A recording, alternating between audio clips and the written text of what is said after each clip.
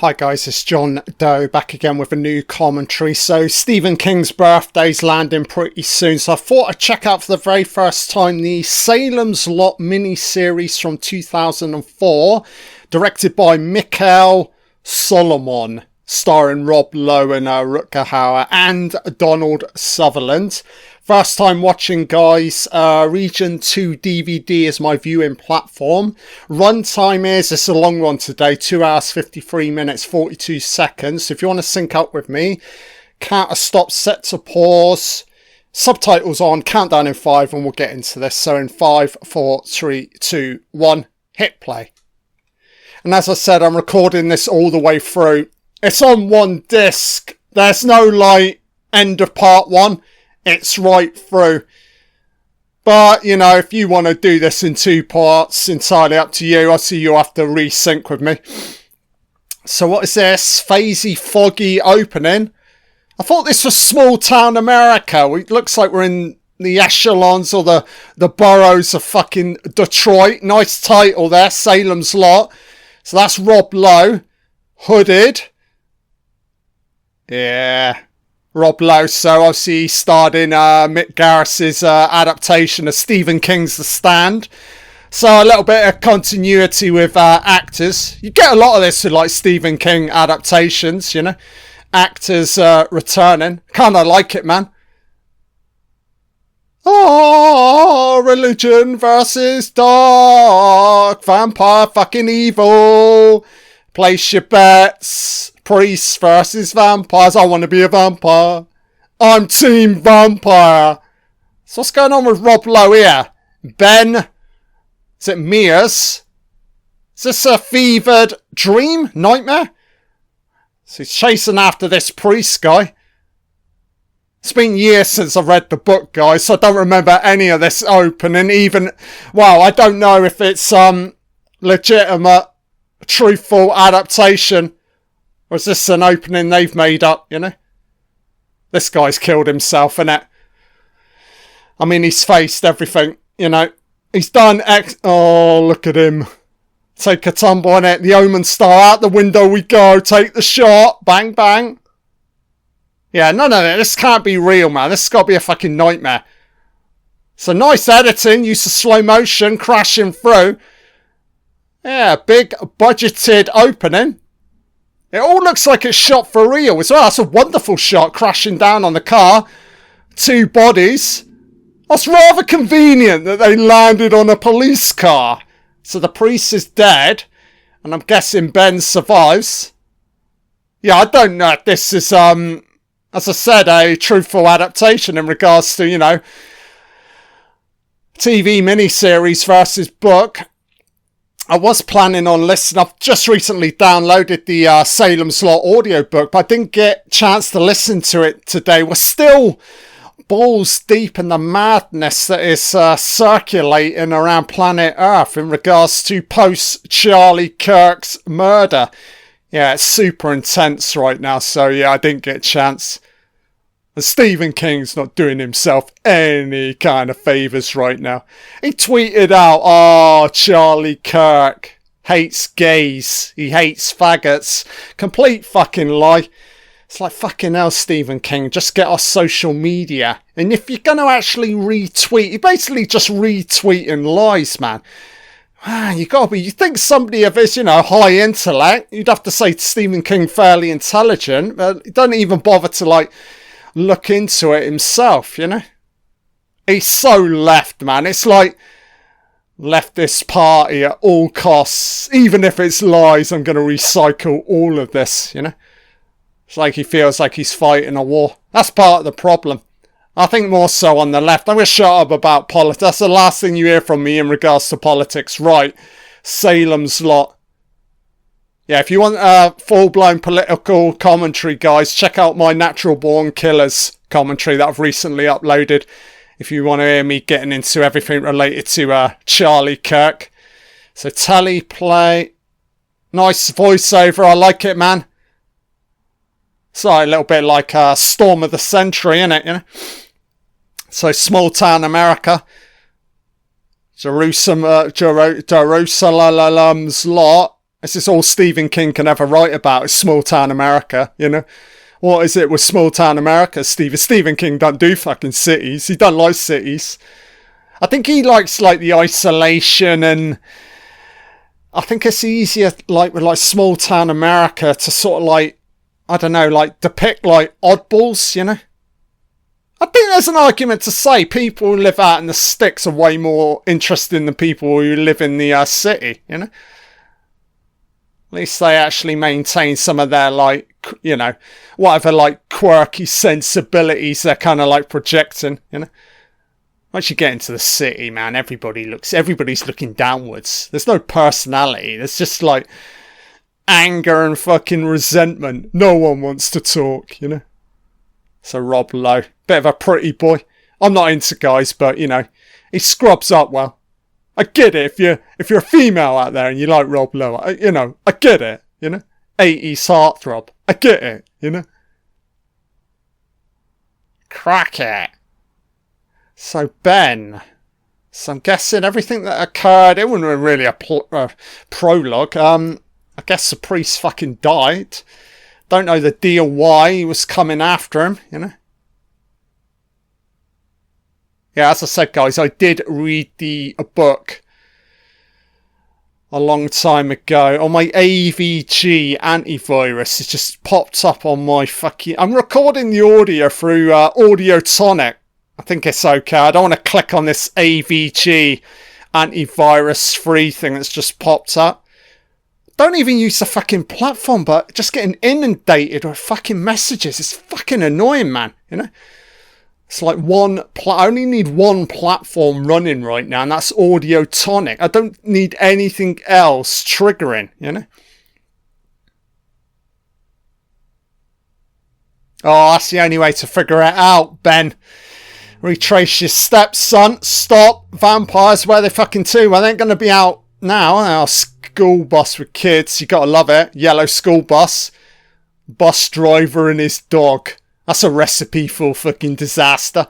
Yeah, this fucking bus driver's a fucking molester. Look at him. He's got that look, you know? That sweaty look. Coated look. Yeah, so Stephen, give me a second, guys. Just a bit of a vocal warm-up. Yeah, Stephen King. Oh, lovely, man, with the snow and the yellow bus. Very nice. Yeah, Stephen King's very good at... I don't know, like depicting children, the dynamics, the banter, you know. Yeah, he's wonderful, man. And whether it's adults or children, I think he's just a good character writer, you know. You never really... I know a lot of his ideas are pretty... You have to buy into it, you know. We're dealing with, like, mad fucking shit, but... I always feel like his human characters are very grounded, you know, they feel real. That's the genius to it all, you know. Small town America, really, you know, fairly like realistic location. Characters seem real and then enter the supernatural element, you know.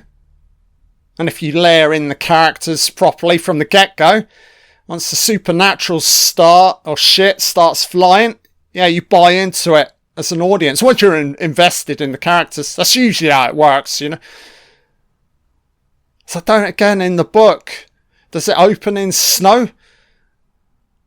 I've seen a little bit of influence here from Storm of the Century, a little bit with the look, the voiceover, you know. It's not so incessant with the snow or the rain, but that may come a little bit later. So I remember the original movie. Wasn't it like 1970? It's one of like King's earliest novels, isn't it? Salem's Lot. But I always enjoyed the original 1979 version. Oh, this is old Andre, is it Braugher or Brewer? Yeah, this guy recently passed away. Rest his soul. Very nice actor. Plays a nice part in Darabont's The Mist, if I recall. Yeah, guy who's got, like, racial baggage in it, you know. Proud black man. I don't know if he's playing a similar character here. His character... So that's the house up on the hill, isn't it? Nice opening in it. Haunted house up on the hill where the menace lurks, you know. So what is the deal here with Ben? Kind of feel like I wish I had read or listened to the audiobook prior to doing this commentary, because I have no idea what's going on right now. So I think Rutger Hauer's playing the vampire, Kurt Barlow. And we've got Donald Sutherland and Rutger Hauer starring in Salem's Lot. I recently did a Buffy the Vampire Slayer, the TV movie commentary, and those two pair up in that one. So that's kind of interesting, man, you know? And it's highly amusing to think that Rutger Hauer went on to play Van Helsing in Dario Argento's car crash of a movie, Dracula 3D. So Rutger Hauer's done both. I mean, he technically plays a vampire in the Buffy TV movie. It's open, it's up for debate. Yeah, do check it out. I couldn't tell what his character was about, but yeah, Rutger Hauer, he's got no, like, he really ain't got any kind of, like, filter, you know? Sometimes I'd imagine he did it for the money, and then other times he did it because the material was so strong, i.e. like Blade Runner or The Hitcher, you know? And he also appeared in a couple of episodes of Smallville. I'm doing a commentary playlist regarding that, so we'll get to Rutger Hauer's episodes at a later date, you know? Yeah, one of my favourite actors of all time. If you are interested, guys, I've got a playlist devoted to Rutger Hauer, so check it out, you know? So Susan, Ben, Matt, Richard... normal sounding, even the vampire's got a normal sounding name. Kurt Barlow. There's a Mark. There's a Dr. James Cody. So, romantic element here. Yeah, she'll get fucking abducted later. Oh, seagulls. Very ominous, innit? That's a recipe for fucking disaster, innit? Vampires and seagulls. You're fucking done for, you know? So this guy's got a hunchback of Notre Dame. Funny walk. So some scrapyard. I've seen elements here between real locations and a little bit of CGI. To be expected. We are in the year 2004. So get used to the CGI. I mean, even back in like... when there's Storm of the Century, I think it's 1999 or 97. There's a lot of CGI in that. Not like overly used, but yeah, there are moments where you can clearly see it's not a reality. Who fucking cares about reality anyway when you're sitting down and dabbling in some Stephen King? Fuck reality. Just spin a good yarn and I'll buy into it. Oh, Doctor. Oh, no, she's about to breastfeed her fucking baby. I thought she was... That's how my fucking mind worked. I thought, oh, she's getting her tits out for the fucking... No. There's a baby in the room. Oh, he's already transitioned, isn't he? And I ain't talking about transgendered. I'm talking about vampirism, you know? Maybe that's what we need in... You know, I fucking left. The leftists, the fruitcakes, you know, the pill poppers, the Smurfs. Maybe they should fucking start dabbling in vampirism. Ease up the fucking gayness, you know. Black Lives Matter, you know, transgendered. No, vampire. So some vampire power play unleashed. It's a little bit dark though, isn't it? You know. You know, go a little bit off the cuff in regards to sampling blood, you know. It gets very sacrificial, you know. But they dress well. They dress way better than fucking transgendered, don't they, vampires, you know. I mean, fucking hell, if you're trying everything, you know, it's DEI Nazi, you're trying absolutely every possibility, then why, fuck me, man. Let's go full blown with it, you know. Start dressing up like vampires, you know. So Eva's rooms. So Ben is coming to this town. Guy on a mission. Still don't know a great deal about him. What is he a priest? Reporter? Yeah, the opening is strange. As I said, guys, I have no idea if it's a truthful adaptation regarding that opening. So, who's to say? Yeah, as I said, I did once read the book, but I really don't recall any of it. I think the only thing I recall regarding the original text is King does a wonderful job in how he just the general atmosphere within the town, this looming sense of dread. I think that's the main thing I recall from the book. It's a very creepy book, if I recall as well, It's not the easiest thing to pull. I mean, it's been done to death, isn't it, vampires? But I think King does a very good job with Salem's Lot, I mean, to one extent, it, heavily plays homage to, whether it's Hammer horror or, I think original, Bram Stoker's Dracula. But I think King does enough for Salem's Lot to sort of, stand alone, It's a relatively original attempt at the, it's essentially vampire lore in it, So, oh no, ominous, isn't it? Cutting. So I think the voiceover is working very well right now. It's nice because it's obviously internalising the character, So Donald Sutherland, fuck me, man. So it's Richard Straker, if I recall, a prominent character from the book. But I cannot recall if Richard's a good guy or bad guy. And the way Donald Sutherland immediately is playing this character, I'm thinking, something's off about this guy. Looks wonderful with the beard. He's got a wonderful voice as well, Donald Sutherland. And it's, safe to say he's one of the greatest actors of all time, So this shop's some weird antique shop. Very nice. So it's classic Stephen King, isn't it? You open, it's all about characters to start with. He'll dangle something early on. I don't know again regarding the opening. That was our big... Well, I wouldn't say it was a super big... Well, it's weird fucking action set piece, wasn't it? But the suggestion, a priest on the run shit is, pretty... the world's not right. A fucking priest losing his mind, Yeah, I need to pace myself with this commentary, guys. 3 hours. Fuck me, man. It's long. It's very, very long. I don't know if I should click on this AVG logo that's just sat on my screen right now. It's not interfering. The audio is still recording, but it's becoming a little bit bothersome.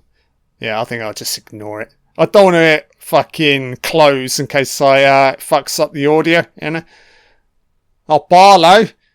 Oh, devilish. Antennas. Borderline occult, isn't it, Sheep herding, goat herding, horn herding, So he's a collector, and he's dabbling in the dark arts, clearly.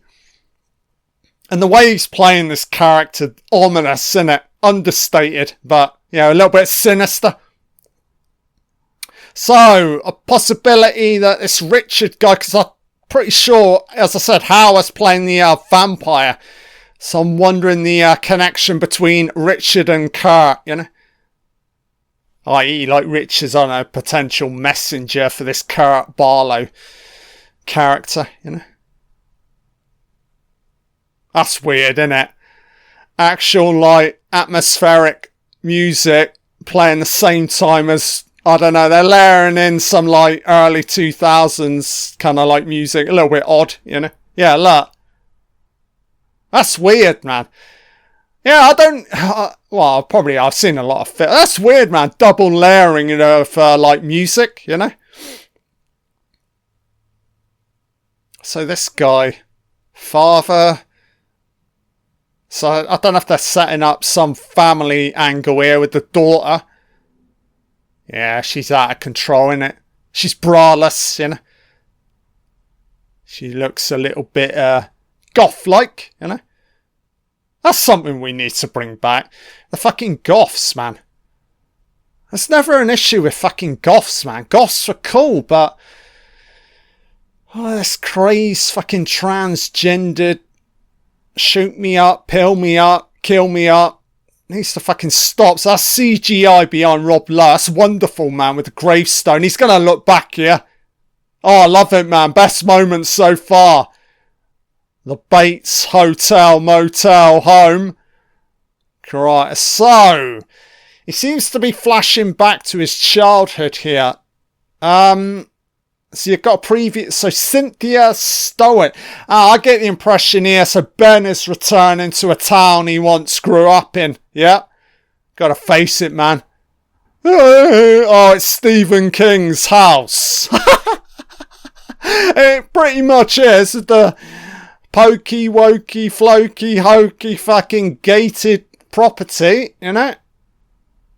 Yeah, I don't know if Stephen King actually lives. You know, the famous house in Real Maine.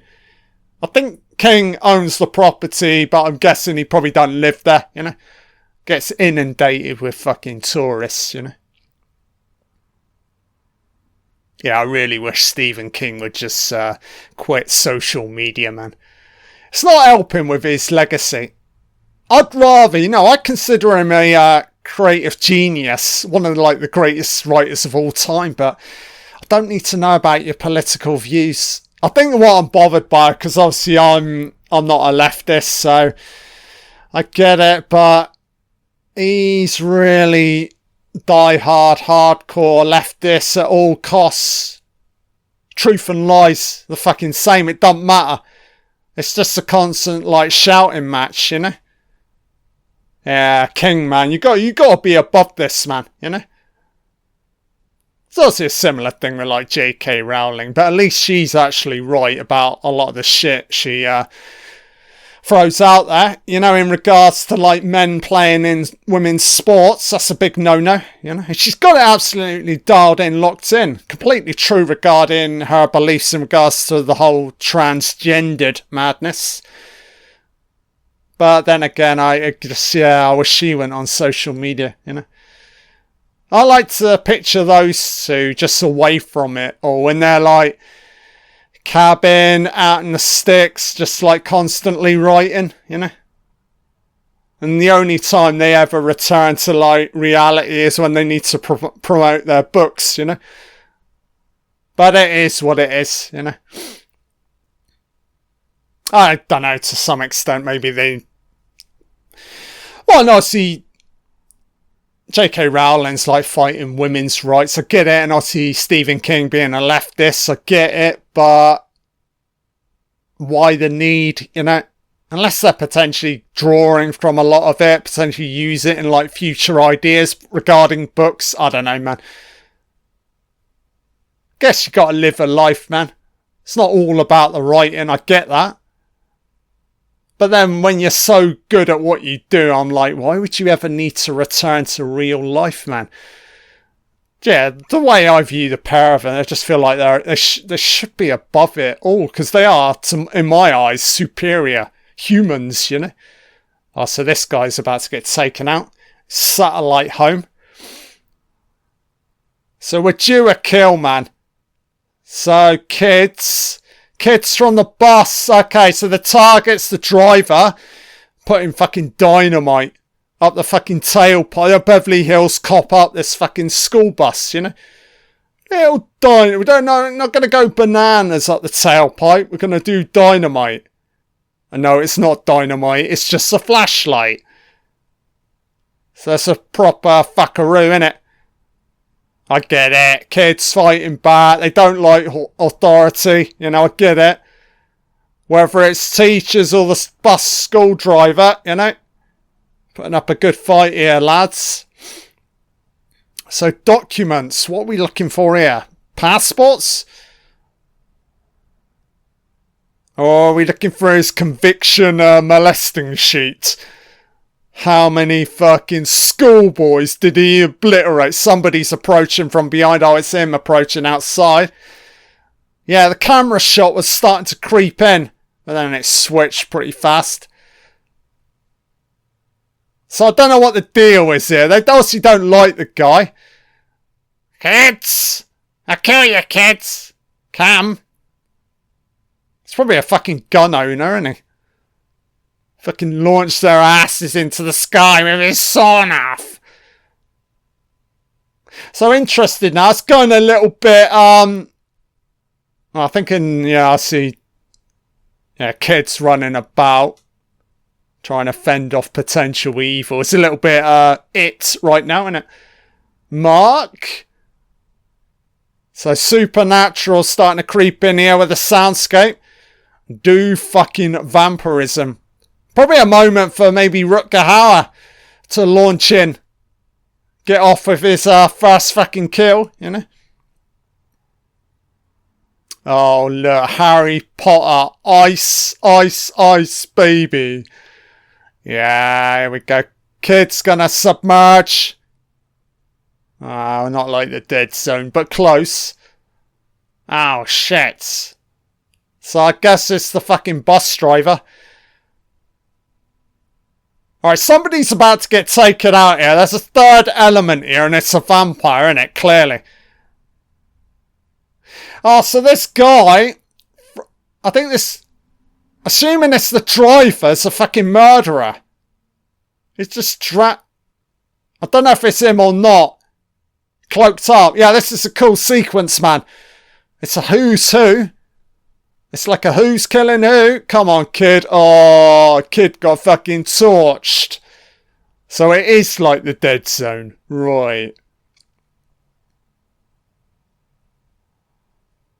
Jesus. Fucking hell, man. Nice overhead shot. CGI, I like it, man. Oh. Dead or not. Okay, this is fucking crazy right now. So I'm guessing that's potentially the other kid. Because the one in the ice surely didn't get out. So who are we with now? Fucking jumping all over the place. Yeah, okay, it's got to be the other kid. Ice, ice, baby. And they've not revealed the killer. Then again, guy, I don't remember if this is a element in the book or not, man. I'm hoping they don't reveal whoever this is. It makes sense, you know. Murderer on the loose. Yeah, pretty cool right now. Like almost 30 minutes in. And they really haven't introduced any element regarding vampirism. I kind of like it, you know. I know this is a vampire movie, but, you know, you can take your time for a while, you know. So, coffin. Fucking jumping all over the place, assuming there's a fucking body in there. Oh, so sure, taking the coffin up to the fucking Bates Motel.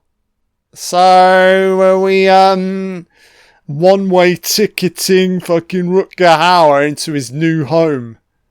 Is that a Hellraiser figurine? Scrawled out fucking face, chained up fucking face, you know? Fucking adults are a waste of time, innit? Adults in a fucking Stephen King small town fucking movie. Fuck me, man. It's like the kids are even just way more resourceful.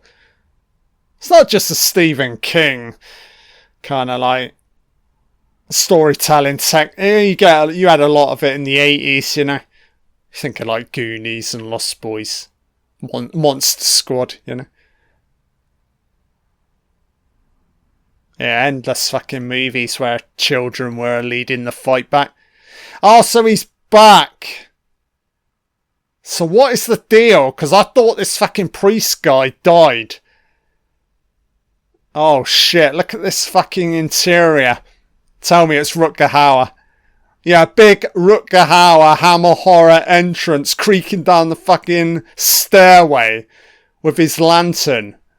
Doing his best impression of Gary Oldman. Oh, Rutger Hauer's gonna be cobwebbed out in his Hugh Hefner smoking jacket. So it's pretty derelict inside. Nice. It's clearly a set, but doing a good job with the interior, or lack of lighting and like cobwebs, innit? Yeah, this is where you don't need music. It's all about like creaking floorboards and the ominous closing of doors, you know?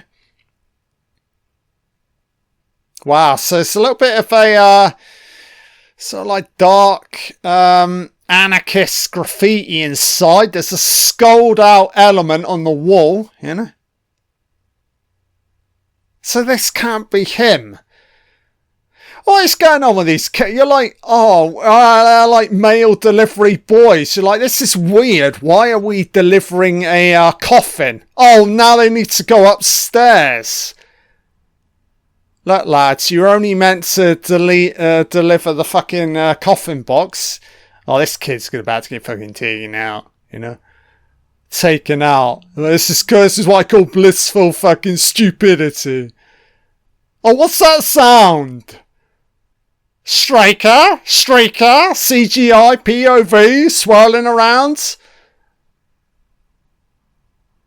Cloaked out, ain't he? Vampire's got the fucking Harry Potter's magic cloak on. They can't see him. What the fuck?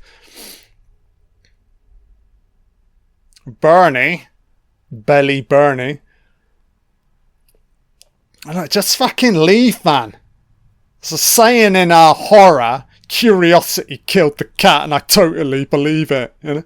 BMW. Why's this fucking kid, man? He thinks he's fucking Columbo. Oh, who's up top? Is it Rutger? It's Santa Claus. What? Or Captain fucking Byrd. I think it is Hauer. Or it's Donald Sutherland. I think it's probably Donald Sutherland. So Richard Straker.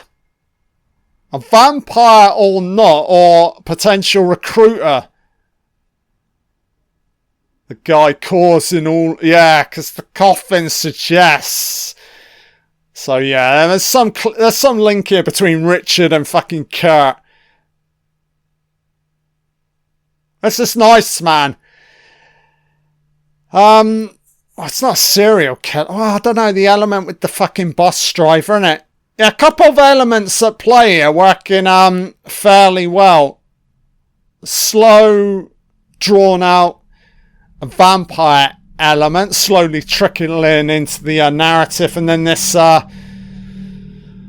I said, who did it, who's done it, you know, crime scene.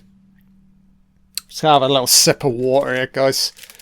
Feel like I'm overly talking right now. Cujo the dog. So is that the actual fucking Cujo? An earlier version of Cujo? I like it, man. There's nothing new here with fucking Stephen King. Well, then again, though, Salem's Lot book. I'm guessing it was written before Cujo. So hard to say if when King was writing Salem's Lot, he knew he'd go on to write Cujo. Hence why he called the dog Cujo. Usually it's when King's sort of a lot of his like later books when he starts like referencing like earlier books, you know.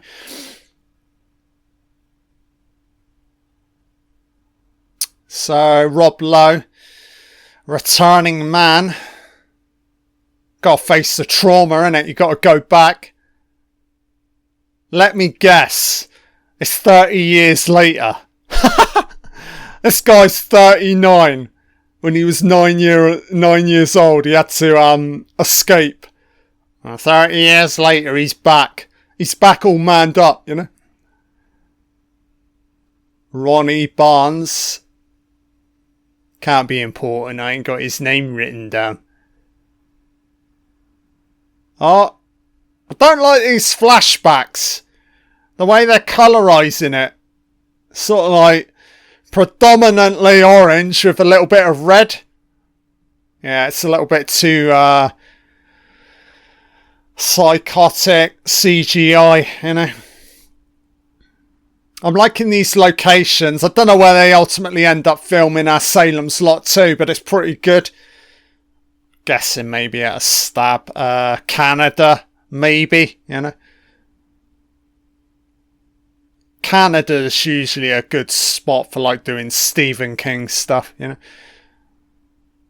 I don't think they've ever actually filmed in like real Maine for any of this stuff. I could be wrong, but normally it'll be somewhere else, you know. I mean, while Stephen King is technically referencing real Maine where he grew up in, it's with a lot of like elaboration, you know.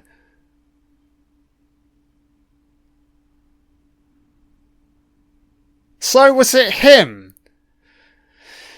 Okay, so it was him in the woods, tracking, chasing. Okay, I should have known. I guess with his coat, the hood and the coat. But there was no reveal, so you, for a while, thought, oh, is this the killer? Lied. Love the accents. Yeah, this is nice. Start layering in new characters, you know. Not much of a body count. I think, though, if I remember the original TV movie, you had that wonderful moment with the outside open window shot at night when the vampire rises up. Yeah, it's one of the like creepiest moments in that movie. So maybe we'll be building towards that. It'd be fucking hilarious if it's Rutger Hauer getting raised up on fucking wires. Rutger's like, I think I'm in fucking crouching sight. No, Rutger, it's Salem's Lot. Can you stop flapping? So you stop doing martial arts, man. You know. So they're on the fucking scotch. I'd be hitting the bottle if I fucking lived here. You know. I'd be an alcoholic. You know. Take your mind off it. There's too much going on with these fucking vampires, man. You know. Not to mention that fucking bell-ended there's a bell-ended clown in a train. Give me the bottle. I need to get away from it. You know? I didn't see it. I guess that's an element with like these adult characters. Sometimes they'll state a denial, innit? They don't want to face it. You read it in like Nightmare on Elm Street with the parents in it. So it's an element with like how they depict like adult small town America when shit's going all fucking weird, you know. I think the reason why ultimately it's the kids that sort of raise up, fight back first is because they're a little bit, I don't know, they're less like, not like worn down by life or cynical or rational. Yeah, maybe the mind's a little bit more open when you're a little bit younger, you know. So you can face it more because your natural inclination is not to question it or try to define it. It's just get rid. So that's a nice transition. So it's a completely CGI'd fucking house on a hill.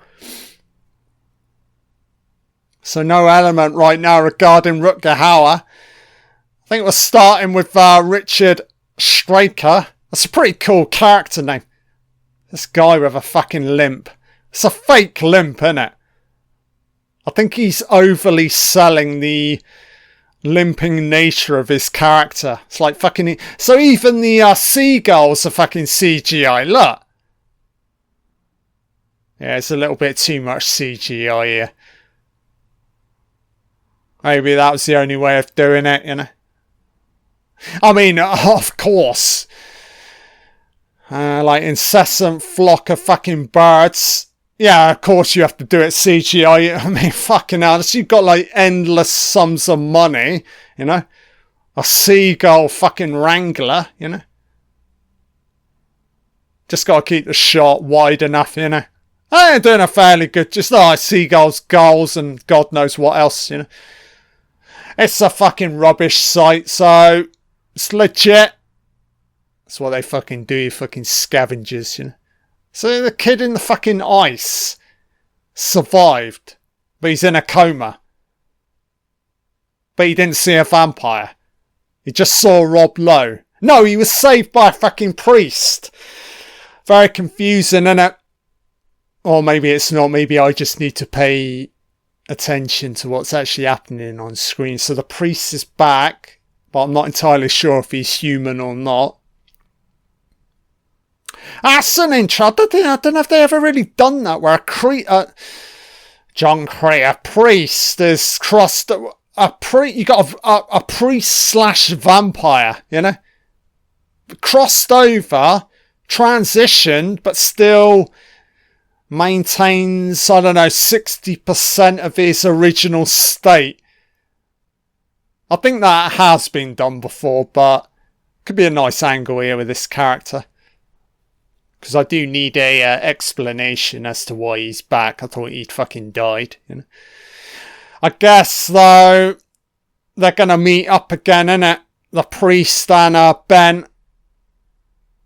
I don't know the passage of time, because that opening was some, like, inner city opening, wasn't it? So, I don't think there was a great deal of time between that moment and then the moment Ben tracked or ventured over to Salem's lot. Maybe a few months, if that, you know.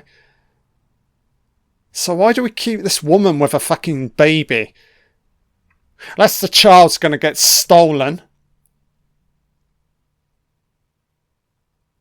So we've got a bit of an issue here, i.e. too many characters, you know. I've got to remember, this is a 3-hour job.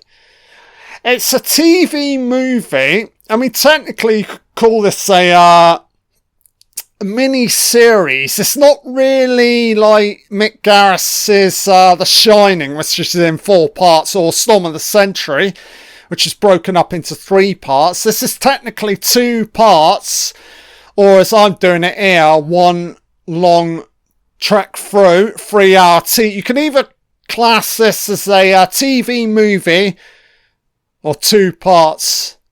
So I'm just wondering if that's going to end up being a little bit problematic, you know. So I pick a lane in it, you know.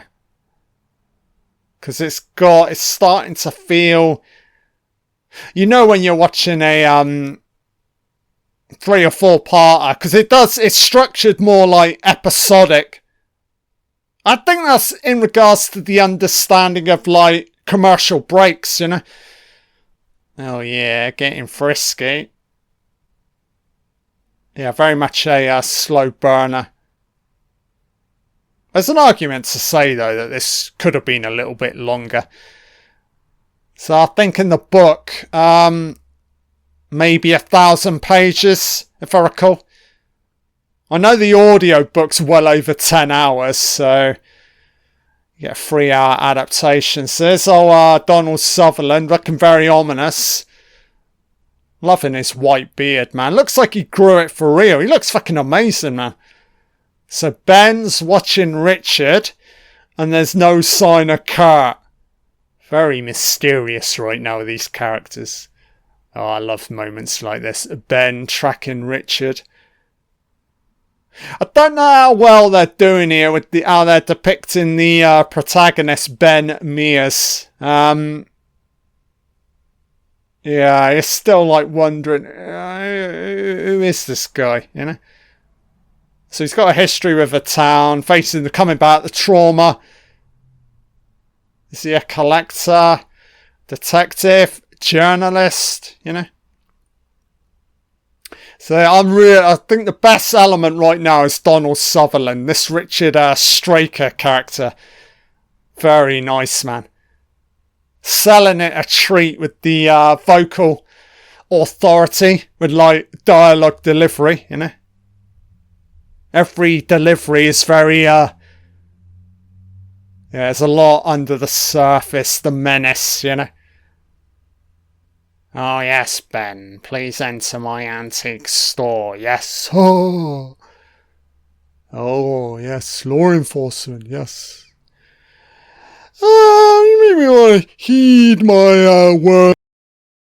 Never venture up to the haunted house on the hill. It would be a very bad idea, you know. Tapist. It's like he's luring him in, but at the same time, yeah, he's trying to lure him in more. Nice with the cinematography. Like how they've lit Rob Lowe's face here. And then we jump back to fucking rebellious teenagers, you know. So this is how they're depicting these teenagers here is perfect, man. You know, this is so refreshing to go back to 2004 depiction of teenage, because none of this fucking DEI wokeism or transgendered madness. You know, yeah, of course they look a little bit rebellious, a little bit goth-like, but that's fine. You know, that's legit. I get it, man. I was once a fucking teenager. I get it with the problems, you know. There's nothing new regarding that. But the problem we have now in the year 2025 is there are like too many options, you know. Bad options, you know. Over classification of fucking everything, you know. Let's just get back to like men are men, women are women. That's not to say you can't have transgendered, but don't you be like driving it down people's fucking throats, you know? It's when you start introducing transgendered as a, you know, just like man, woman, and like, oh yeah, you can't transgendered if you want to, you know, on the same, like, just sort of like in the same ballpark, you know? Oh no, it's Rutger Hauer. Oh, what an entrance, what an opening. Bathed in backlighted fire. Oh, Rutger's scene chewing. Rutger realises Donald Sutherland's got a head start on him, so it's like, I need to scene chew immediately. Jerk. Oh, I love his look, man.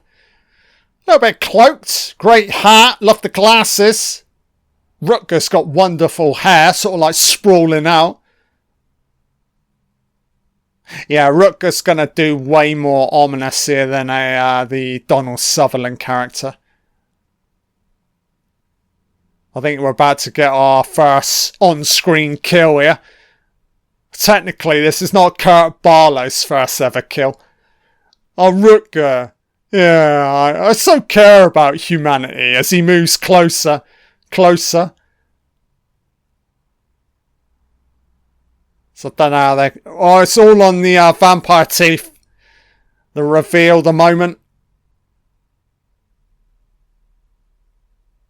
Sometimes they fuck up miserably with these vampire movies in regards to how they reveal or showcase, depict the vampire teeth, you know. Sometimes I hate it when you see the CGI, when the teeth are extending. I'd rather they don't show that. You just get the face turns into the lens and then you see the teeth. Do it that way, you know. Don't always like the, kind of like you do, like it's an American Werewolf in London, the animated transformation, you know. Yeah, so basically, Rutger Hauer's Tom Cruise here and this kid's fucking Brad Pitt, you know. Eternal life, a better life. If you could see things I've seen and they didn't show it, I don't mind that. The hospital wing, sprawling POV, head spacey, not a Kevin Spacey, so nobody's about to get touched here. I think ultimately that come out to be not true regarding Kevin Spacey, so I'll take that back, you know. Remember, 13th of November, what? Don't know what's going on with this kid, iced up kid. Visions of his friends. I think he seems okay. If this is all he's fucking seeing, or his school buddies, there's nothing wrong with him. Oh yeah, left and right. People I know. I must be fine. The pills are working. Oh, he's flatlining. Maybe he's crossing over. Let me in, Danny. This is me crossing over into the afterlife. I go, this is very poor, man. I was expecting a lot more than this. Oh! So coming up to an hour, guys. Don't want to be looking at the clock too much. Got to pace myself with this one. Oh, so he's broken out. Yeah. Oh no, he's transitioned. He's gone trans. Oh yeah, shoot up a skull. Fuck me, here comes the incessant rain. So, yeah, this is another, like, classic Stephen King element with the environment. The environment starts to escalate. It mirrors what's obviously occurring with these characters, you know. Oh, these ominous, occultish books. Very nice. I love the symbolism in the text. Molesting goats. Sexual goats of obliteration. You gotta love it. Sign me up.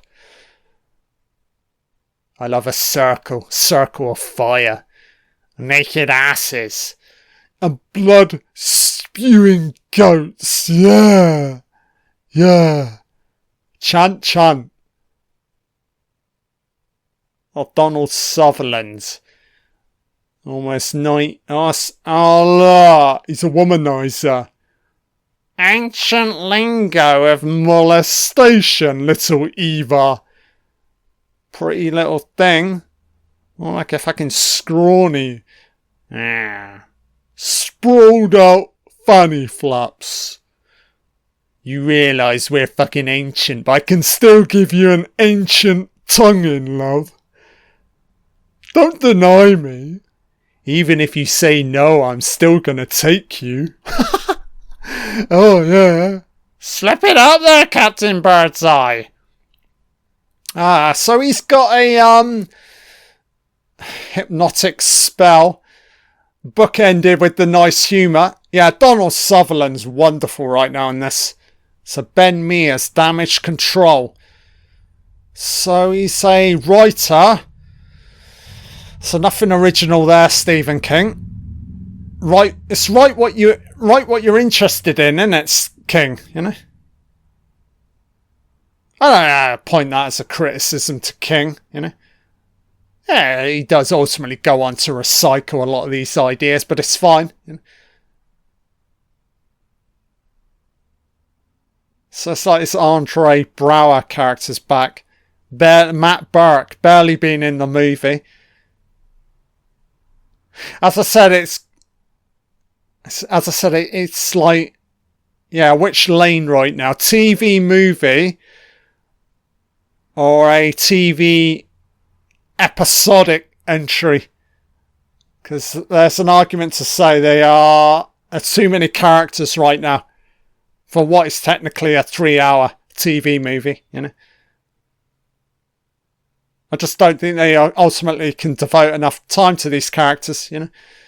I'd rather you keep it Rob Lowe, Donald Sutherland, Rutger Hauer, and then a few more, maybe tops 4 or 5 more, but nothing more than that, you know.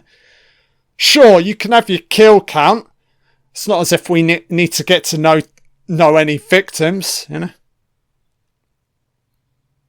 So, yeah, all this angle. So we've got to see Matt Burke and his kids. So Matt knows Ben. So old friends, innit? So obviously a place to stay, potentially. Yeah, he's a great actor, Andre Braugher. I don't know how old he was. He obviously passed away recently. I wouldn't like to say maybe in his 60s. Taken away too young. It's awful, isn't it? You know.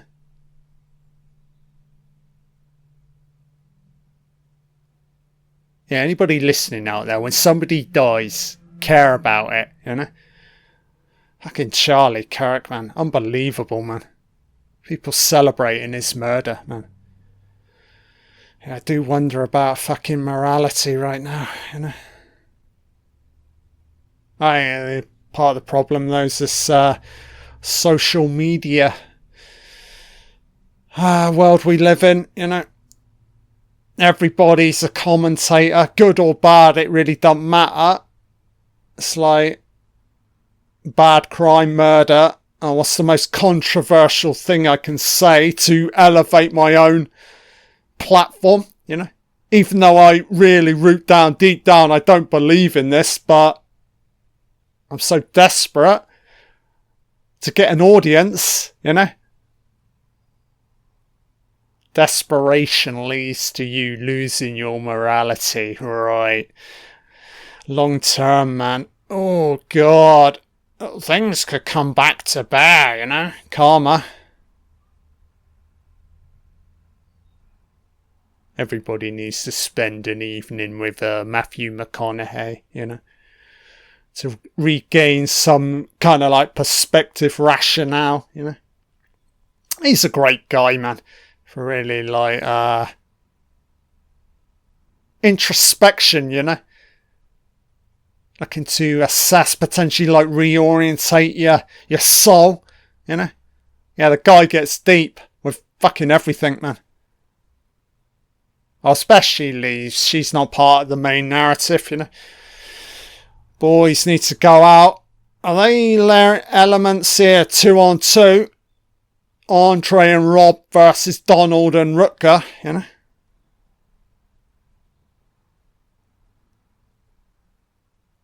Yeah, but I'm guessing Ben's a return. It's our CGI complete.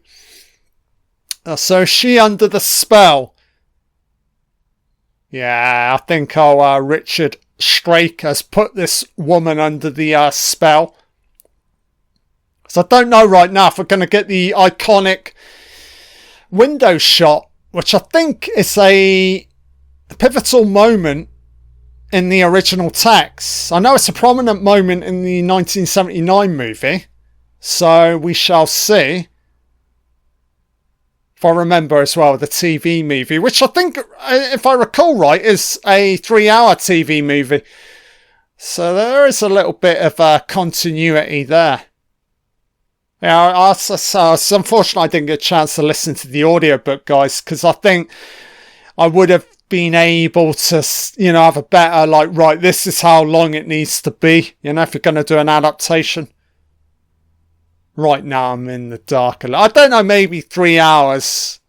Considering, yeah, as I said, this is similar to the 1979 version. Maybe that's the best way. Because obviously you can't adapt everything. I mean, how long would the fucking movie be, man? If you actually, you know, the whole fucking book on film or on TV. Yeah, it'd be way too long. Fucking like 20 hours, you know. That's the advantage novels have. They're not up against the clock in any way. You know, they're technically one of the, like, pretty unique in that respect, you know. Really, as long as the author intends it to be, you know. Oh yeah. Rain, rain, rain. Okay, that's not a great deal going on right now. I keep referencing the fucking haunted house. I'm just cutting back to very domesticated characters right now, you know. I know this bitch is crying on screen, but I don't care about it, you know. So, somebody, creep-assery caller, stalker. It's Donald Sutherland. He's ringing around late at night. So again, look, reintroduction of this priest character. Too many characters right now. I've got to call it out, man. You know. So I need some Irving. This guy, how's he come back? You know. Guess it's all going to come to bear at the end or the third act, you know. What will happen? There'll be some clarification when Rob Lowe and this guy meet up again, you know. They'll be able to clarify the opening. Because I'm guessing this guy's putting on a front here with his fucking priesthood. Because I'm pretty sure he fucking died. He's a dark vampire priest. Oh, what? Okay, I'm royally fucking... I think Rob Lowe's here at this fucking little funeral procession. So why is he not... Yeah, it's Rob Lowe in yeah, he's there. So why is he not talking to the fucking priest? I don't know regarding that opening, if it actually happened or not. Or if it was just a vision or a nightmare, premonition. Yeah, I have no idea, because he's not actually approached the guy. There's none of it. Oh, Danny. Deaf Danny. Oh, you shouldn't have bred. You chose to have children, and now they're fucking dead. Oh, she's under the influence. Yeah, Donald Sutherland's recruited this fucking widow character. Look, it's my fault, and now she's about to instigate full-blown fucking killing mode. Look. He never stood a chance, man. Old fucking Pete versus Donald Sutherland. He was never going to stand a chance. Donald Sutherland being a fucking ladies man, you know. So again, as I said, too many characters. I feel like you just need to start killing them off. Nice cemetery. Shot for real.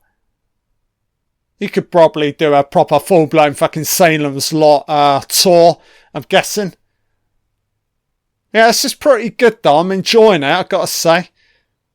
So, Hauer. And really, have we even had a kill? Potentially we've had some off-camera kills. Oh, here we go. Is it the moment in the window or not? Because if I recall right, it occurs late at night. Oh, she's been bitten. Don't know how well. Or, yeah, I feel like they need to be doing a better job here with, you know, certain characters being bitten or not, you know. Again, I can't remember in the book if that's an element King, how he depicts the vampires not off camera,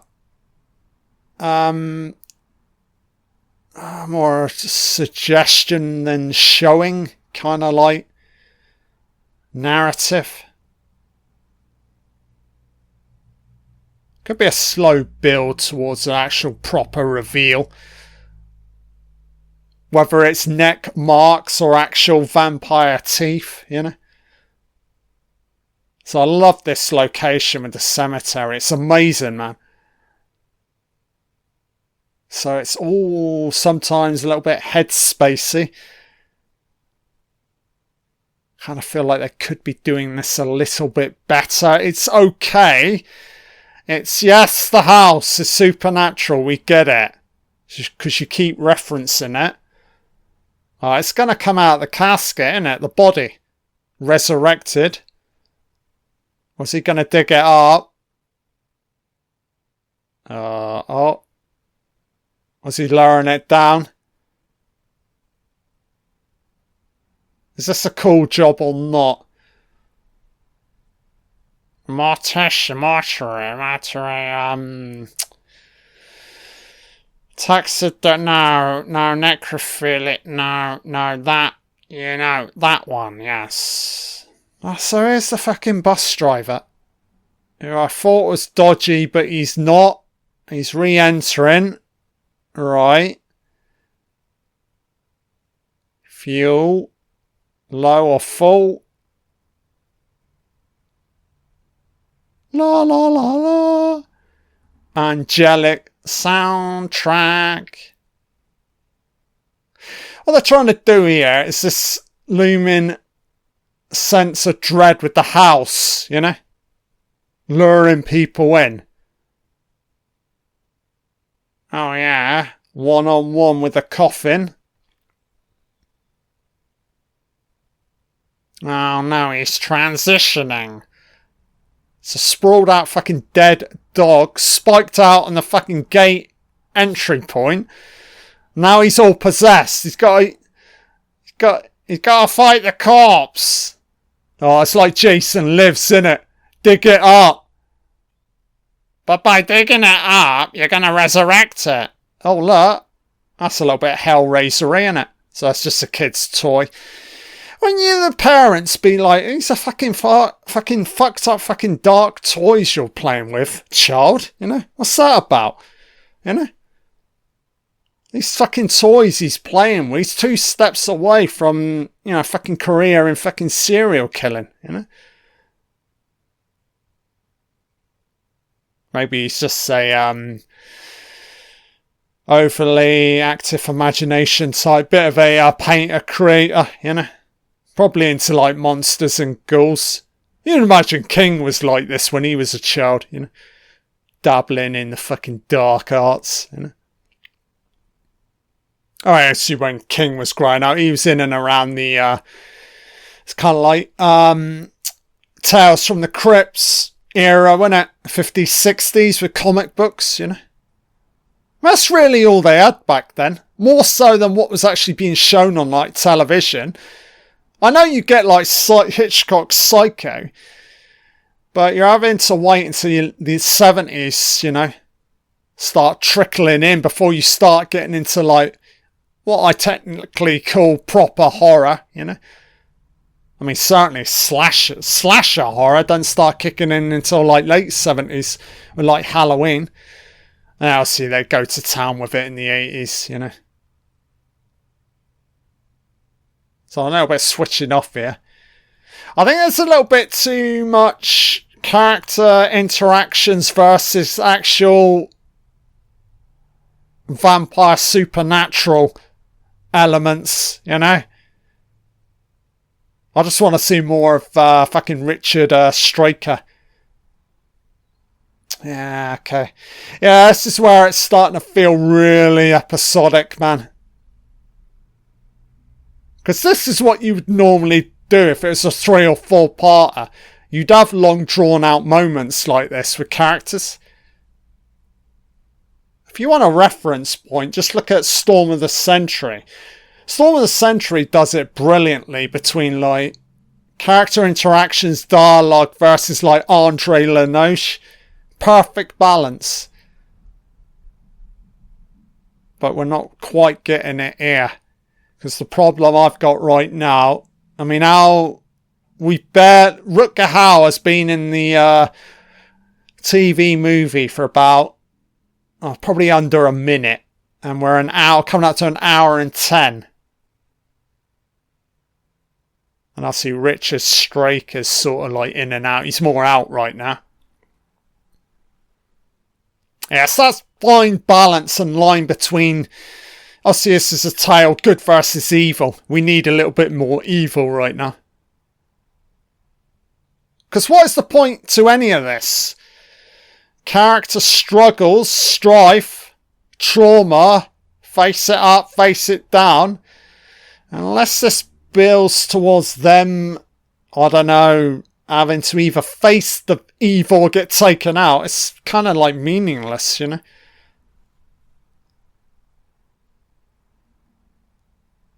Yeah, you only ultimately do character development if you're going to like build towards some like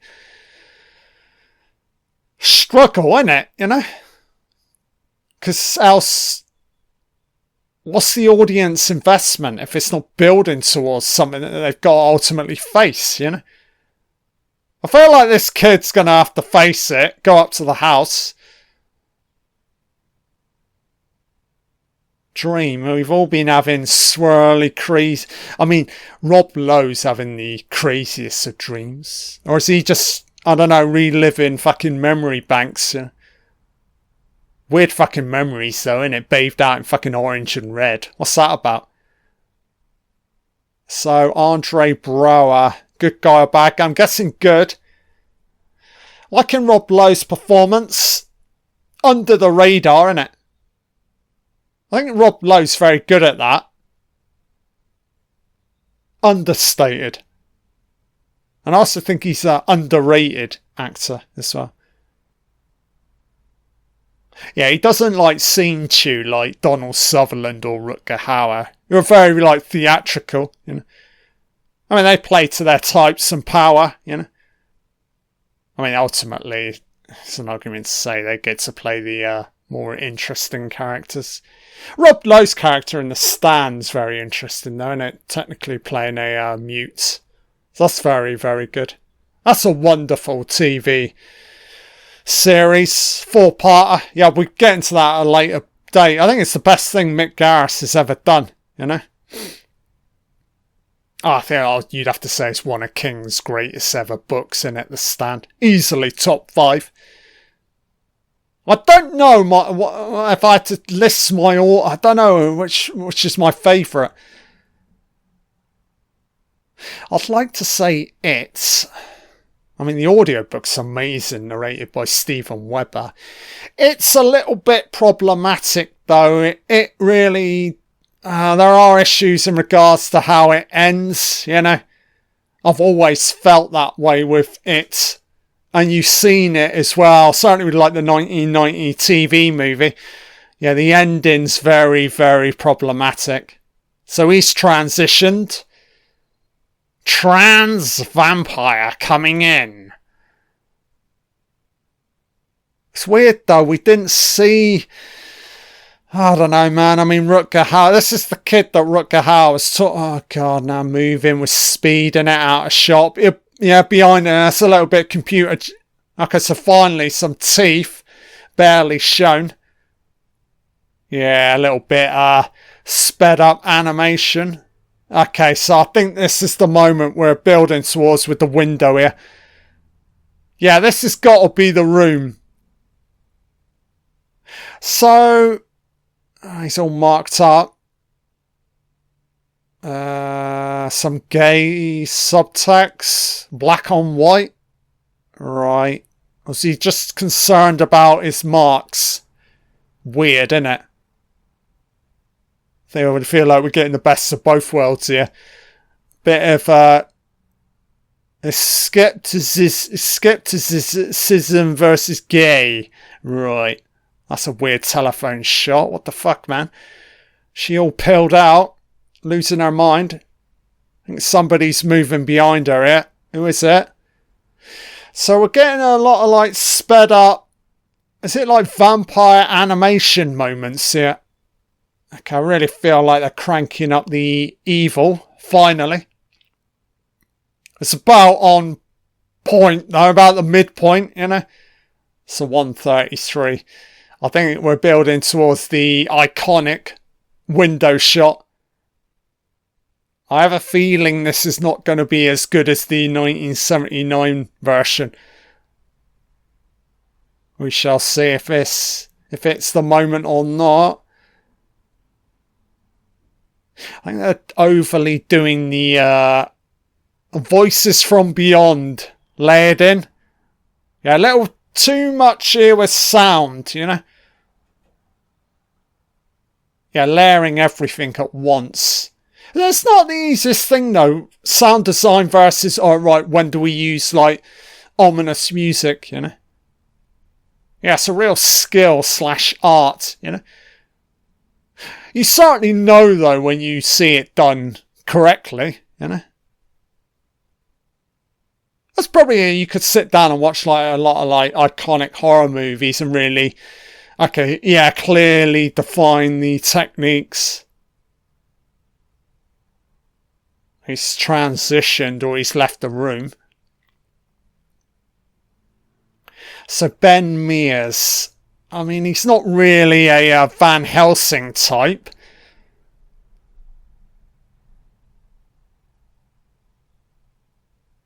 Oh, music's building. I don't know.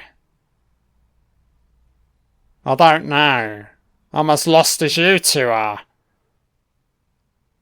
So the building up of music and then it fades out. That's nice with the door better. Mike Ryerson, come on down. He's transitioning man to woman or a bit of both. This is not allowed. This is the year this is not the year 2025. You cannot transition. Yeah, he's been bitten, hasn't he? Blood from above, look upwards. That's pretty dumb. There's a blood spillage, and they didn't look up.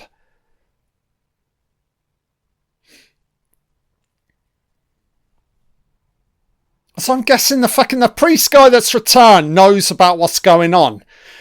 It's not enough of that right now. Because I'm pretty sure obviously Richard Straker, from what I can tell, is involved with Kurt Barlow. So that's two evil elements. But what does Ben know here in regards to, like, vampire lore? It's nothing, you know? Or is this an angle in the book? King trying to keep it very grounded, you know? For a while, human characters, not like overly speculating, you know? Small town, none of these fucking small town folks have ever read like Bram Stoker's Dracula, so there's none of that. They don't even know what fucking vampires are, you know?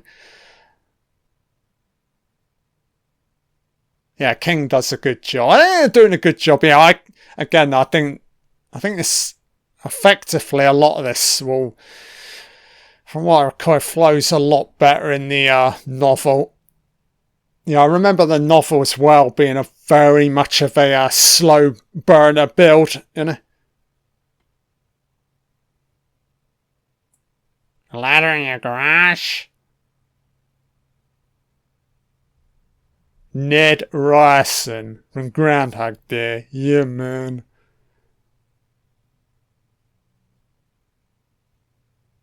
Right. Talky, walky. Mr. Mears. Or is it journalist, detective Columbo?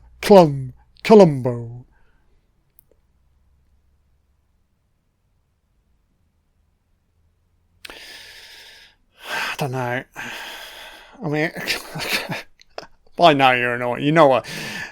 Yeah, us, the audience, it's vampires, we get it, but it's okay, it's realistic in the sense the way they're reacting, it's like, okay, there's a serial killer murderer on the loose for a while until they see it. But even then, when they finally see it, are they gonna know what it is? You know? It's not as if Ben's sat in the library reading ancient fucking texts, you know? I mean, maybe when he goes back to Richard Straker, that's the shop. It's a peruse and use, and look around, you know, pick a book. So this is just fucking weird now. Weird bus driver and the kids. What are we building to? Is he crazed? Is he a murderer? Is he a suspect? I really don't know. I mean, do the kids think it's still him? Because they've yet to witness the vampires for themselves. You know? So now Rob Lowe's finally moving in. Nobody knows. Well, nobody cares right now because we currently don't have any characters sat in a library. Where's my Giles character too from Buffy the Vampire Slayer, you know? Somebody's going to have to step up in it into, like, Van Helsing's shoes, you know? I feel like it's the Ben guy. But a slight... Oh no, hoodlum! Oh, who is it? It's the priest. I don't know who it is. Cloaked. That's the kid. It's a kid that's fucking transitioned, so he's a vampire, right? It's a little bit too on the nose here. You're getting singed in the light. We get it. Everybody understands the rule book, or the rules.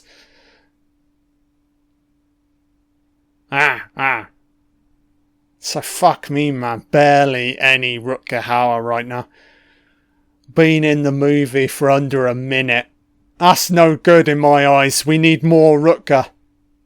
And we need more Donald, you know? Yeah, it's losing a little bit of its gravitas when those two aren't on screen, you know? Oh, here we go. Maybe my wish reveal. Oh, we didn't see anything. So I'm guessing the blonde bit of ass got taken out. Yeah, a lot of like off-camera moments.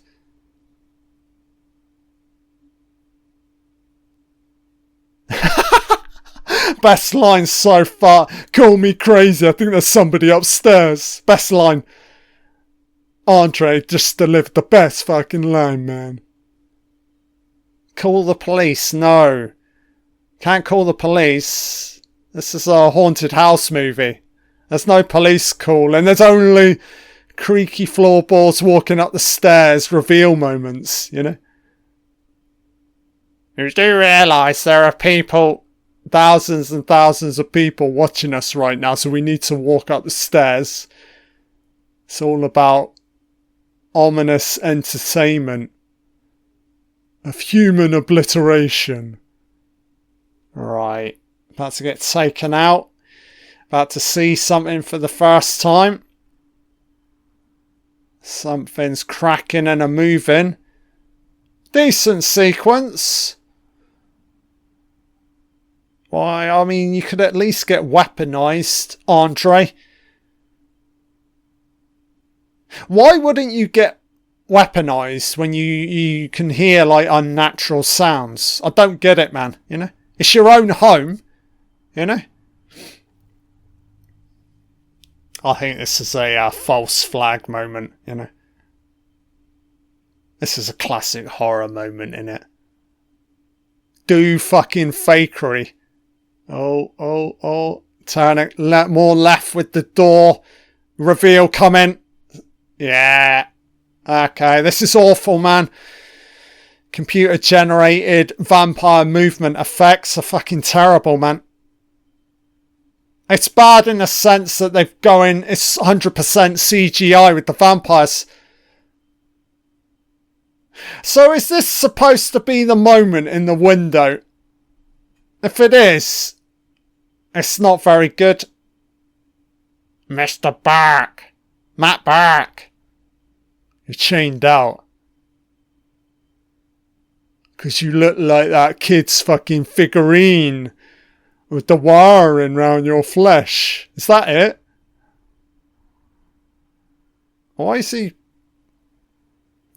Right, why is he now weeping? I thought this is fucking Andre, legendary actor. I thought he was all about steeliness, you know? Oh no. So he's all carved out inside. So it's vampires, but yes, we get it. They know fucking reflection. I don't know, mate. I'm still trying to figure it out of all this like weird scarring.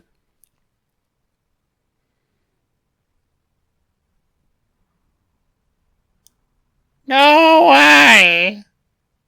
Oh no! Yeah, next scene. So through the window, that's too CGI, man. The house up on the hill. He's vanished. So this is what they're gonna do. Fucking hell. That's ridiculous, like, overacting there from Andre Braugher. It just shows how brilliant he is as an actor, but at the moment really didn't justify the tears, so I don't know what's going on right now. Yeah, a little bit all over the place. So what? Ben is now a suspect. Mears through the gateway. It's like confessional corner in a fucking prison. That's the ultimate form of torture, isn't it? Your fellow like prison mates speaking to you through the fucking gateways, you know? Yeah, absolutely. Oh, now she's transitioning. Oh, this is ridiculous. Ralph's now oh my god, man. So it's like one, I don't know, only maybe there was one moment Rutger bit somebody. Fucks on, now they're all spreading the love. Oh, here we go. So here's the moment in the window. It's not great. It's alright. Fairly decent with the eyes. Yeah, immediately I've got to say the 1979 moment here is way better. Yeah, it's a truly iconic moment from Salem's Lot. I'm guessing the dialogue's the same from the book here. Open the window, Mark. Try another one. My name's Stephen King. I'm very fucking crazy. So a bit, that's... Oh, nice, man. So you can always rely on children to get fucking weaponized. Well done, kid. Yeah, cool moment, man. What I liked as well, it looked like they wired in the kid. Yeah, the movement seemed more legit, you know. So that fucking kid is new fucking protagonist. It's the fucking kid with the cross. So somebody's crawling through. So fucking they spread. It's like the Lost Boys. They're now spreading. Tibet. I'm wide awake, man. Got my fucking eyes opened. You're not in the vent. You're in my mind. Why did I come back to this fucking town? Facing this fucking trauma. I should have stayed in fucking Detroit, you know? Why did I ever fucking come back? There was no reason to come back, you know? Bury it like a fucking adult. It never happens. Oh, what? So this is fucking weird, isn't it? There's this little bit it. Shape-shifting, crawling through vents, you know? I don't even know if vampires can technically do this, man. Okay, so he was only ever in a... So was he ever in a police cell? Because now he's in a hospital bed. Yeah, there's some psychosis here with Ben. We had it with the opening with the priest. Because as I said, Ben and the priest, there was a moment at the grave. There was no like Ben approaching the... Go, hang on a matey. Me and you in Detroit falling through the window. So he never went up to him for any kind of like clarification. So I don't know regarding the opening, man. I don't know. But there was never any moment when, I don't know, Ben woke up. So I don't know what to make of it, man. Yeah, I'm certainly going to have to go back to the book to clarify a lot of this, man. You know. So what's the reflection outside? What the fuck, man? You've got a reflected building out. I don't know, man. Sea of fucking rooms. So it's flashing back. Okay, it's sprawling all over the place right now. I don't think the voiceover's helping here. Jerusalem's lot, black and white colour, antique shop is closed until further notice.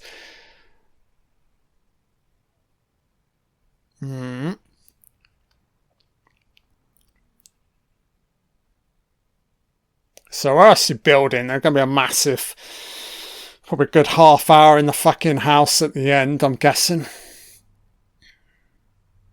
I would have to say right now, this is very flawed. It's not terrible. It's very watchable. I'd say above average. Probably a 7 out of 10. Generous 7 out of 10 right now. But there are issues.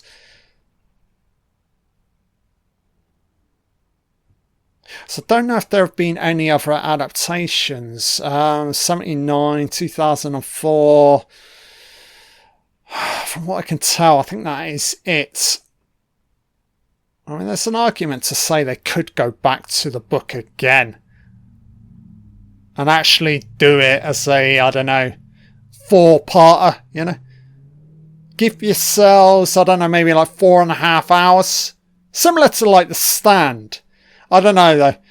As I said, I sit down, go through the book completely, and then I'll have a better idea how I'd potentially adapt it.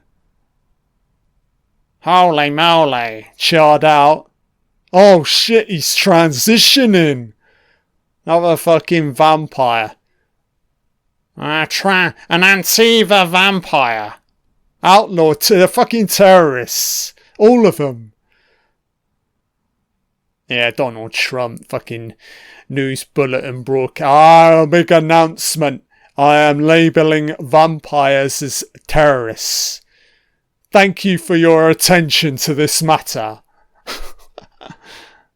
Just have a little sip of water, guys. 1 hour 30.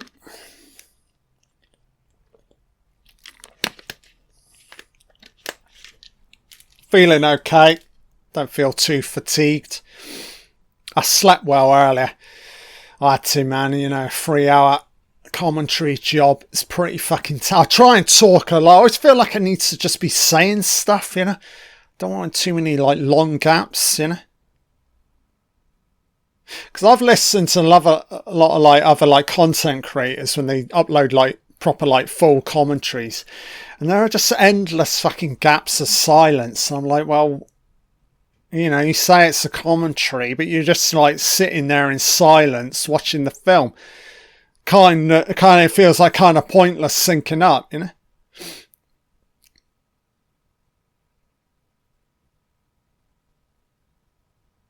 You were scared of the lack of believable characterization, wasn't it, Andre? Andre started to doubt the this adaptation. Go, I don't know, man. It's sprawling. It's a little bit all over the place. What am I doing? He just cried for the sake of crying, wasn't it? So it's a little bit of a shame that he's now bedridden. So it's we got fucking Matt and Ben in fucking hospital beds. Yeah, you're starting to really if you had to pick, right, who's the lead? You'd still probably say Ben, but it's really up in the air right now. Who's going to step forward? Kind of want it to be the kid with the cross, Because as it stands, he's the only one who's technically fought back, That's the brilliance to fucking children. They don't have to justify any moment. It's fight, fight, fight, I don't know. What is it becoming an adult where we start to lose our way, man? The lack of fucking clearly seeing what's in front of you. What's that about, A little bit late to be developing or fleshing out even more a potential love story between these two. I just don't think you need it. You can't be doing love story and vampires unless it's the fucking Twilight saga, which I've never seen. We will get to that at some point. Go on, miss. So the house, is it the house up on the way? Okay. That's all this childhood trauma, isn't it? So these kids you were shacking around with, are any of them still around? Rats. I don't like the overuse. As I said, are they using orange and reds? Oh, it's overly colorized, The slow motion's too much. You want to do it a little bit more jump cutty, innit? Snappy, Not it's sort of a little bit linear here with the memory, Cut it more. So this is the house. Once nice and preserved. So I don't know, is there any element? So the old guy that used to own the home. So is this the guy, the priest? I don't know what's going on, man. Maybe there's an angle here with the priest involved with fucking Straker and Barlow. I don't know, man. Oh, you're done for. Old molesting male type. And you're young. Oh my God. Oh Lord, no, it's just somebody else. So he's not entirely sure what he saw. From what I can tell, potentially witnessed a murder. Some guy rising upwards. Or he killed himself. But an element of possession. Oh, bad moment towards the end, because we're actually getting to see something finally. Alright, did he kill his wife? Okay, so he lost his mind. T fucking totaled. And now the kid's spazzing out on the ground. Oh, you're not fit to exist, man. Fucking hell, Ben as a fucking kid. I saw a dead body and I collapsed. You didn't have the power to leave the fucking house. Terrible, man. But again, supernatural, innit? Yeah, maybe. Oh, the ants. So I guess the ant don't live here. Okay. Oh, yeah, killer fucking child. Lock him up, lock up Ben. Ben did it all, man.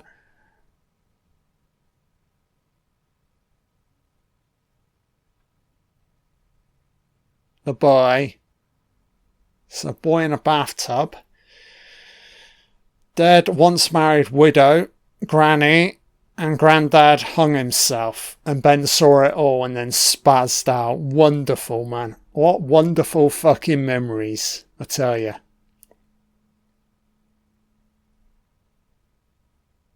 Rob Lowe, not amazing, these moments, you know. Really look overly traumatized. Yeah, I think he needs to be a little bit more emotional here. Christ, man. Come on, let's get back into fucking Donald Sutherland, please.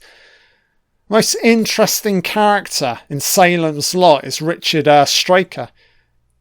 I'm interested to see if that's the same when I go back to the actual audio book itself, you know.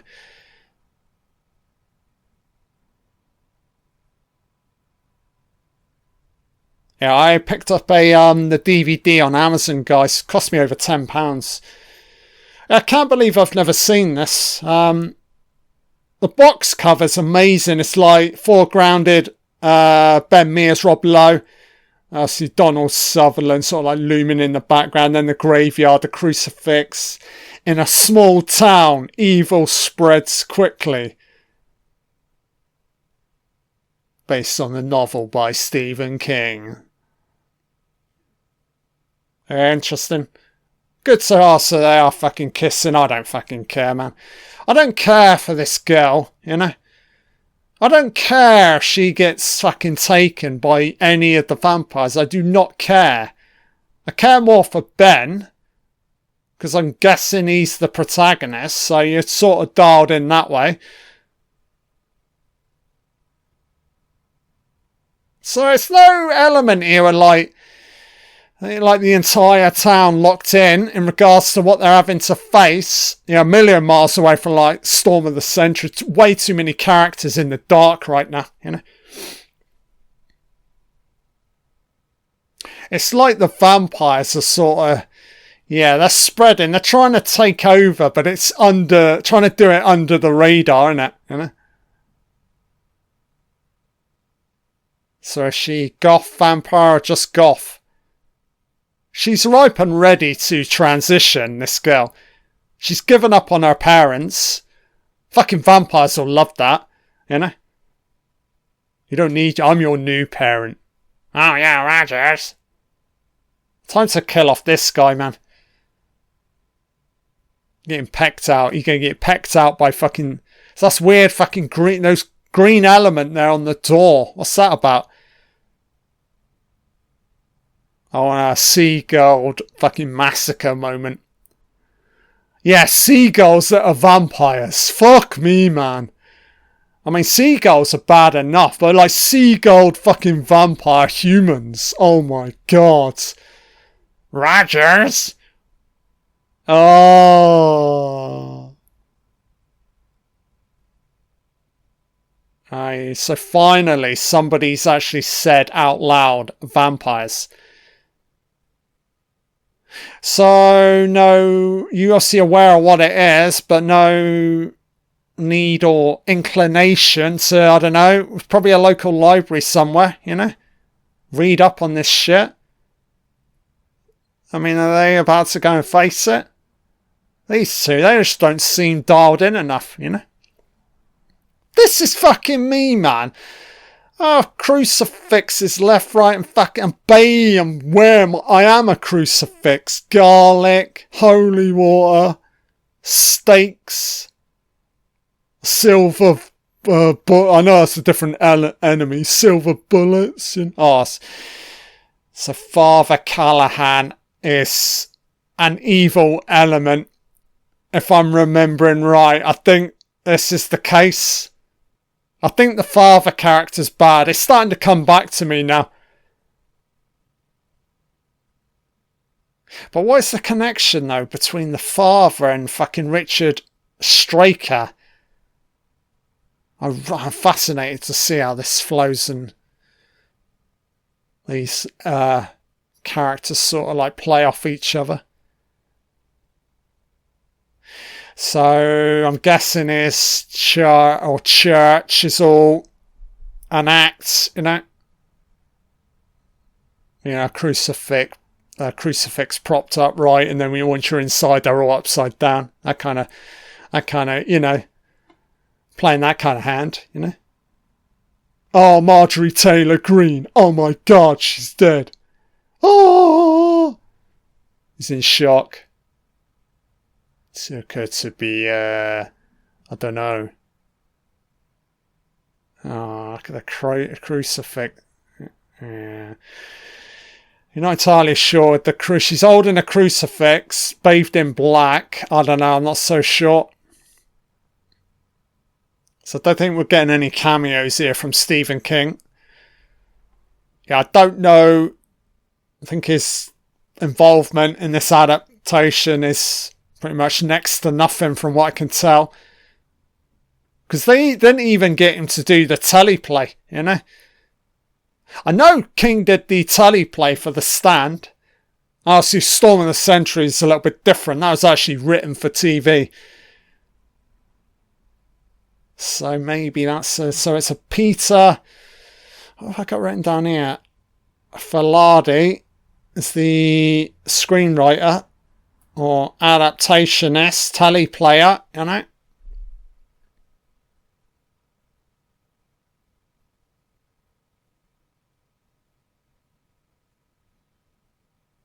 Well, Richard Straker, I've not seen him for 40 minutes. Is he still a part of the of this yarn? Don't know. I haven't seen Rutger Hauer for an hour, mate. At least he's asking relevant questions. Where are all the interesting actors to? They fucked off. Safe to say. I'm pretty sure obviously Kurt only comes out at night. I think Richard sort of falls between daylight and night time, doesn't he?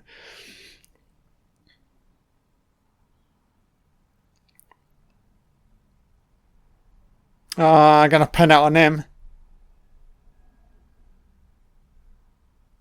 Typical local law enforcement, innit? They want to frame somebody quickly, innit? Lock him up. I think he's a hazard. So the house. Straker wanted the house. And why is that? Because Straker knew what was coming? I mean, who shipped it in? Somebody put an order on fucking Amazon. A coffin containing Rutger Hauer.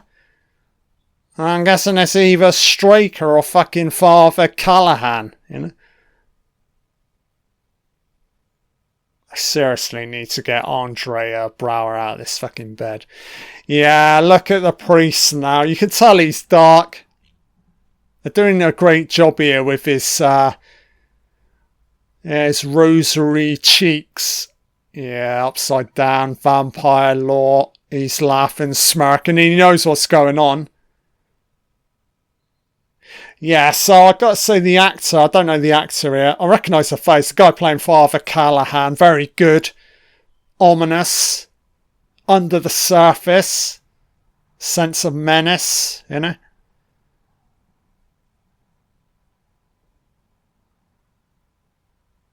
I like this though, where you get like priestly characters that start going dark.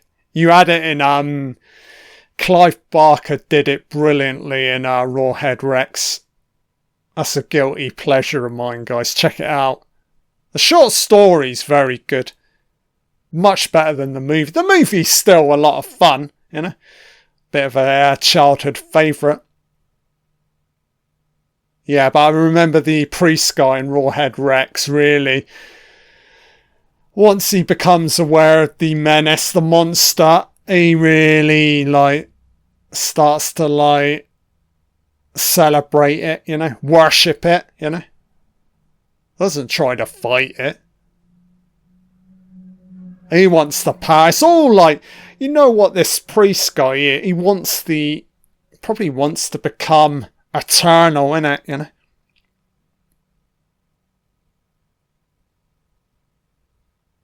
Can you imagine that vampires were actually real? Vampires were a real thing. What percentage of humanity, which way would you want to go? Would you want to fight it? Or would you want to become a vampire? I wouldn't like to say what my answer would be, guys. I really wouldn't like to say. I'm torn, you know.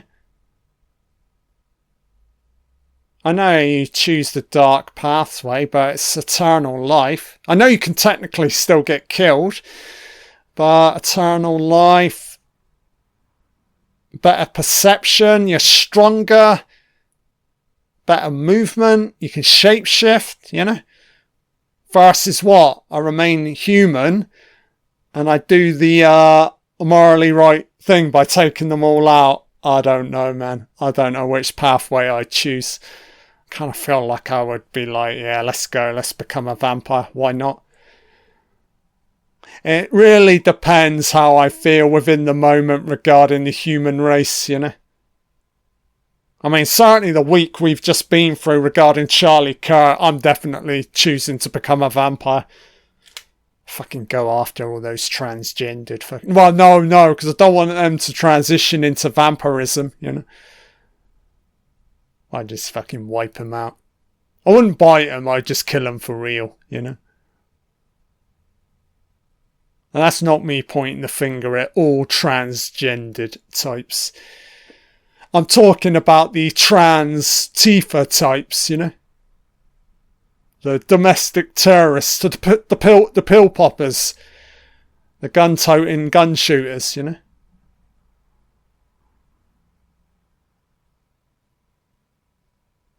It's alright right now. So we've got about an hour left here. Gotta say, it's the weakest element right now in this adaptation is how they are depicting everything vampire related. Not great, man. I could have done a way better job than this, you know.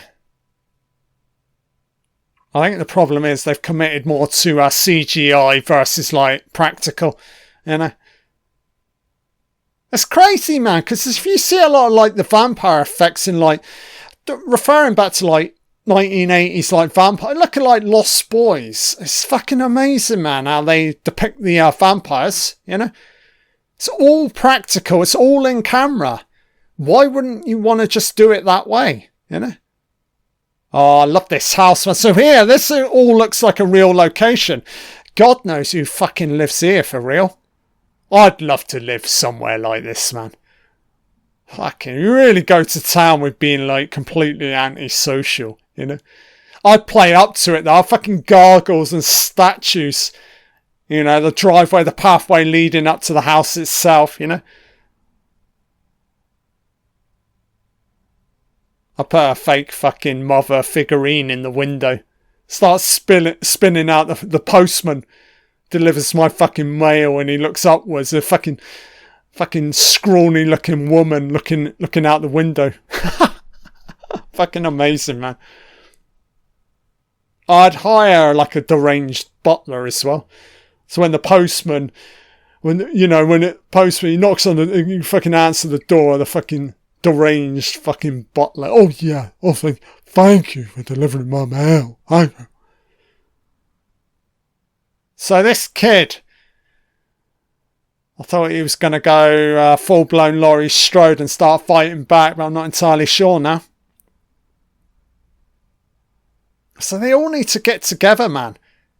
Sharing intel, information, and get weaponized. Pick an evening. You know the target. The target's the house. The house fucking houses the menace, so let's get to it. Fucking this kid, though, he don't want to face it alone. She got a fucking gut bullet. You ain't seen your fucking vampire movies, love. Bullets don't work. So 2 versus how many? Okay, Satanic, are these actual websites? Search. Dark fucking web, innit? Imagine if you looked hard enough, you'd find shit like this online right now. I have no interest in any of it. I'm dark enough, man. I don't need to join any fucking cults out there, you know? So we're building towards a big reveal regarding this priest. Safe to say now, if you hadn't spotted, you know, by now you should clearly see the warning signs with this character, you know? Fuck knows where Donald Sutherland's gone to. Absolutely pissed off. The death of Freud. We don't do psychology. We only do vampirism. Right. How would fucking Freud define vampirism? Skewed fucking psychosis, innit? You know? Element of like possession, I guess. I don't know, man. So Straker. Right. Oh, here's Straker. Straker must be inside here. Because he's closed up his fucking antique fucking bookstore. I think this is going to be a memorable moment. Well, at least it's still daylight. So the enemy, technically, if they're following the rules, technically the enemy would be sleeping right now. Right. Call the police, man. Yeah, this kid's fucking loving it. This kid's just treating it like some childhood fucking excursion, you know? So what's she doing, man? You don't let him in by himself. Absolute fucking madness, you know? That's it, kid. You do it all yourself and I'll just watch. You know it's in the cellar. It's always either below or above. Usually with vampires it'll be below.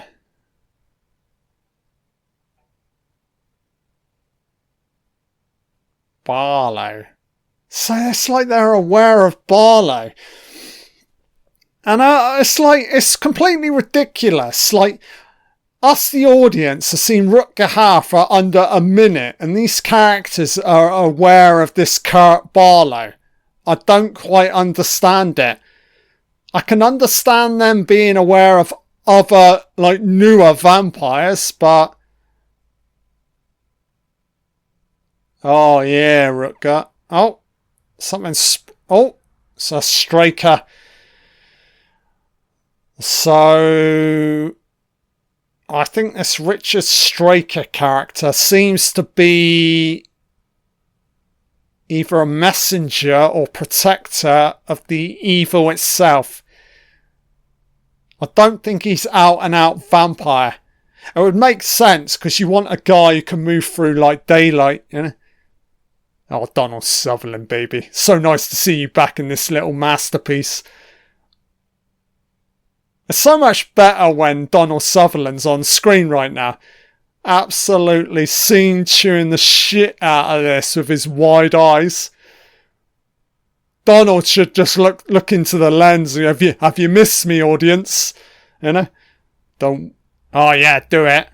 Ha! He's sort of like playing it a little bit tongue-in-cheek here. Yeah, I don't know if this is actual humour that's in the book with this character. Steak, mate. That's how I kill vampires. Are you a vampire, mate? Oh, kid. Take a snooze. So go let her leave. Alright, is he gonna move on? Checking movement here. Fucking stupid. Fucking, I don't want to generalise regarding blondes, but fuck me, you know how you got in, love. Oh, that's it. Go upstairs. Yeah, that's the way out. Well done. Well done, Blondie. Oh, yeah.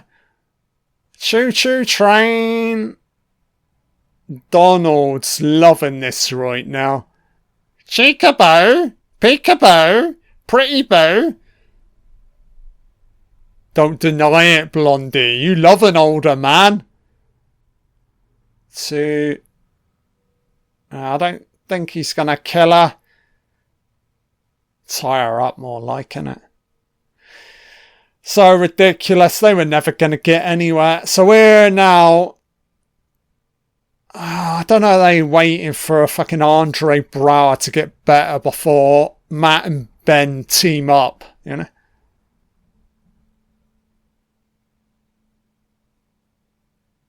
So about 2 hours, guys. Starting to feel it a little bit, yeah. I'm not getting tired, but it feels a little bit, as I said, all over the place. Not bloated, because I would have preferred this to be a lot longer, but problematic, man, you know. It's not the first time, though. We're not entering new territory. There are a lot of like problematic Stephen King adaptations out there. You tend to get more problematic entries than actual good entries, you know.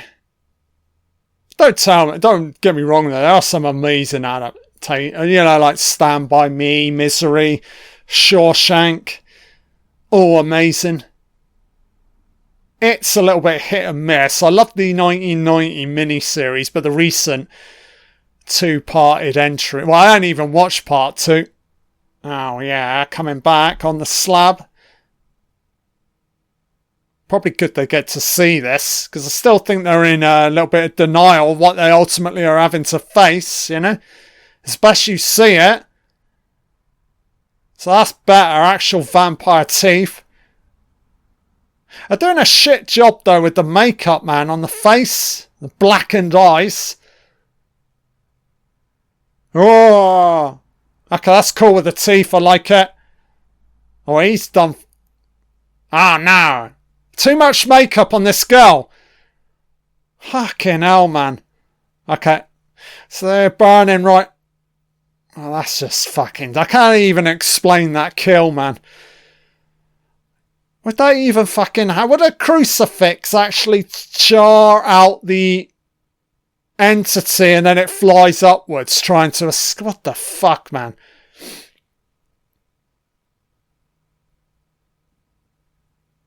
I much prefer, like, think of, like, crucifix moments from, like, Fright Night, you know? Yeah, you... Okay, crucifix on the face, but the vampire back up. I much prefer that, you know? Crucifix should only be, it's like a landing punch, but it's not never a complete wipeout, you know? Christ, man. So we're building, so boy and girl captured, and then I see New or Ben and co coming up to try and save them, not realising that they're there, you know? So as it stands... Richard's obviously working with Kurt, and then we got the angle with Callahan, the priest, you know? Makes sense for those three to team up, and then with whoever else they've transitioned, you know? So who's coming up here? Don't think it's help, or maybe it is. This could be an interesting sequence, because it's technically evening, night time.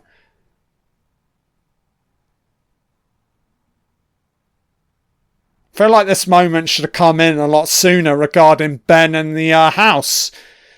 Because it's kind of mad, isn't it? Because all of his trauma stems from this house. How long has he been back at this town for? A couple of days, isn't it? And now he comes up here, you know? Yeah, it's odd, man.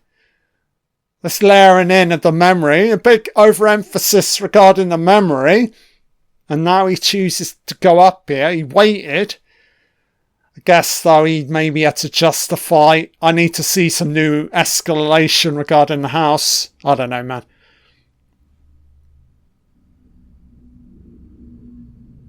So now it's like he's not, so it's all alright. Just fucking leave, yeah? Kid will scream out loud here and then he should get fucking triggered. Help me! Ben Mears! Should never have moved here. What the fuck, man? Who'd want to fucking live here, man? Buffalo Bill? Ah, garbage, man. Here I come. It's Comedy Central right now from Donald Sutherland. Yeah, I don't know the entire deal here now regarding Straker. I much prefer it if he was just 100% ominous and dropped the comedy moments. Which again, I'm not entirely sure if they are part of truthful adaptation from the book. The character in the book, you know. Basement always equals bad, kid. Come down for an acting lesson from Rutger Hauer. Barlow? Kurt Comedy Barlow. Take a tumble, kid. Run. You never knew the girl. Run. It's everyone for themselves, you know. I wouldn't be going to fucking save her, dumb fucking cow. So have her, take her, vampires. I'm out of here. See you later, man. You know? Of course now, Rob, Ben Mears, Sears. Ben fucking cares about her, doesn't he? Gives him a reason to go back up, and once he realises the potential love interest has been kidnapped, he'll be, oh, I need to go back to the house, you know. It was never enough for me to return based off my childhood trauma. It's not the fact that I've got an interest in some girl I've known for like 5 minutes. That is the justification for me going back. It's nothing to do with vampires, you know. Really need to lock in here now with Ben. We've got about 50 minutes left. Really lock it in. No new characters entering. Lock it in. Lock it in for the third arc fucking resolution, innit? You know? So probably another someone's lurking inside this house, innit? So I'm really not keeping a count here in regards to how many vampires there are. Constantly reference. It's almost deliberate, the positioning of this house, wherever you are within the town. I kind of like that, man. You know? So the priest, Callahan. What are you doing, man? So Callahan, is he trying to reach Straker? I really don't know if he's good or bad. I'm still guessing bad. So now we're probably going to get another few moments here, like, yeah, a couple more people taken out. I don't know, man. It's weird though. There's really no element that is Barlow trying to build an army. I know, like, characters are being bitten, but, you know. There's no, like, element where we're getting to see, like, all of the vampires, like, talking to each other. So that's kind of shit, you know? What you need here, you need your head vampire, head honcho mafia boss, you know, barking out orders, you know? To exile, it's wonderful fucking fryer. Those sausages are a little bit fucking charred. Symbolism in here and everything's worn down, weathered, you know. All premonition. It's all to do with death and decay. Incoming death and decay, innit? Charred fucking toast as well. God damn. This is me. I like this kitchen's too. The symbolism in this kitchen right now with food is too fucking ominous. I'm out of here, you know. So the kid's got to tell him. The fact that the kid... It's completely fucking ridiculous right now. It's like you immediately got to tell him, man. It's weird now. It feels like... It's starting... whilst I wanted this to be longer, it's now feeling like it's overly drawn out. With these, like, character beats, you know?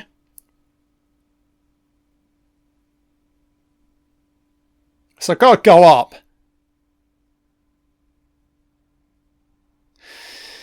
I feel like safety in numbers here too. I'd rather it was 22 going up here, you know? Alright, yeah, so a car. Whose car? Is it Straker? Or Priest? Callahan. Oh, this is better. So Callahan. Oh dear. So we know what's coming here. We can trust 3 out of the 4 here. Callahan is clearly involved. A classic heel turn setup moment here with Callahan, you know? I'll go. You got a weapon? Yeah, Callahan. He's so desperate to fucking impale fucking Ben. So 4 on how many? Straker, Barlow, and God knows whoever else they transitioned, you know.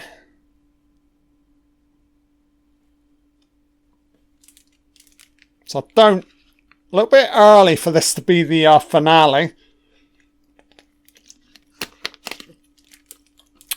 Runtime was 2 hours 55. We're at 2 hours 5, pretty much.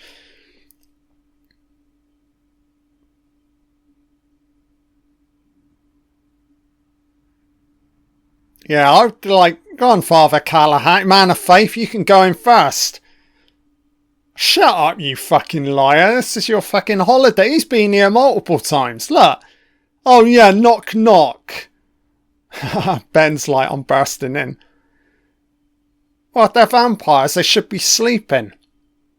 There's not enough, like, shouting out regarding how vampires behave, you know? That's why I think they're going to get absolutely obliterated here. What?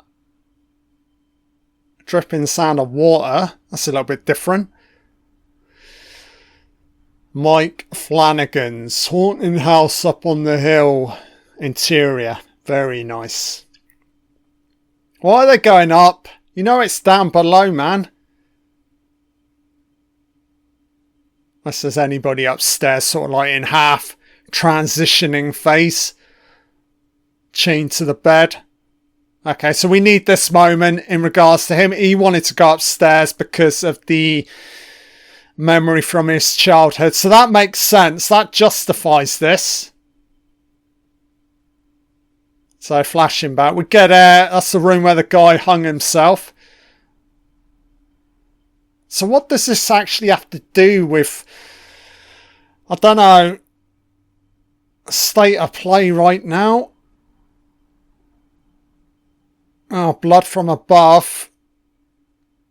Callahan will love this. Okay, body. Oh, that's weird, man. Is that the guy? That can't be the guy from the... Oh no, it's a Straker. So this is now completely confusing. Because what is the overall deal regarding this Richard Straker character if now he's dead? I don't think he's dead. I think he's going to come back. But what is the relationship between Richard Straker and Kurt Barley, if any?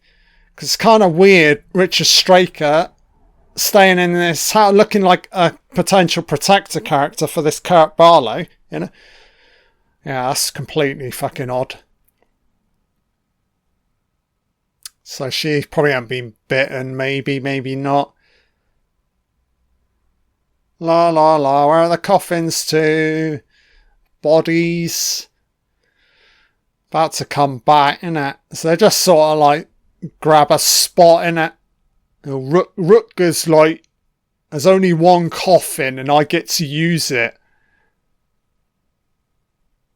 So it's all of the victims.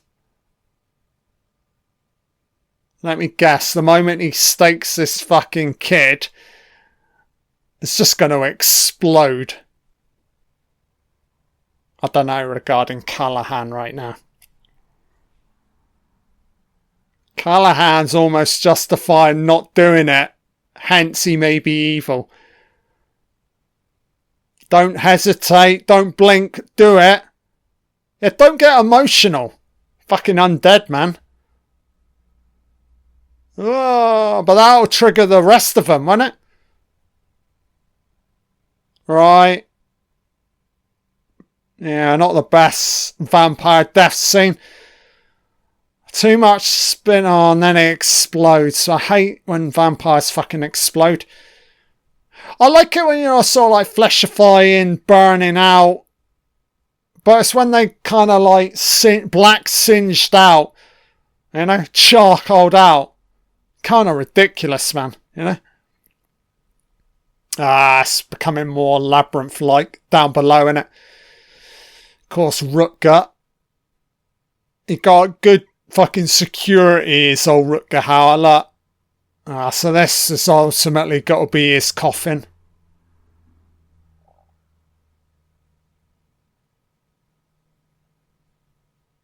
Oh no. It's Rutger's #1 fucking bride, isn't it? He realises the importance of this girl. Okay, I make it personal, and then their humanity starts creeping in, then I can take them out. Because when they're human, they're vulnerable. When they get emotional, they're vulnerable, and that's when the vampires move in, isn't it? Kill the head vampire. The rest trap. Yeah, you kill Kurt. This is in vampire lore, isn't it? Kill the head vampire. And all half vampires will transition back to human. That's the rules from Lost Boys, you know? Am I speaking truth? I don't know with Callahan. It's like Callahan's turned good, but I'm not having it. Oh yeah, bless my dark child. Jerusalem's Lot Police Department. What the fuck? Yeah, again, the position with the house is completely deliberate. It's like every time, any locals, the moment you leave your home, you instantly see the house on the hill, you know? Something about geography, innit? Earth patterns. Astrological, innit? Signs of placement points on the fucking Earth map. Of a vampire fucking obliterating towns. That kind of positioning. That's what I'm trying to say, you know? Oh, now you're scared, but you're not doing anything. Great, man. New fucking police. A new fucking police department.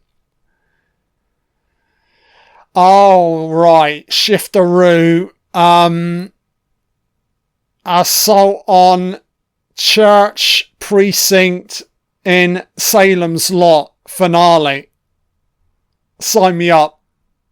Yeah. I don't mind this.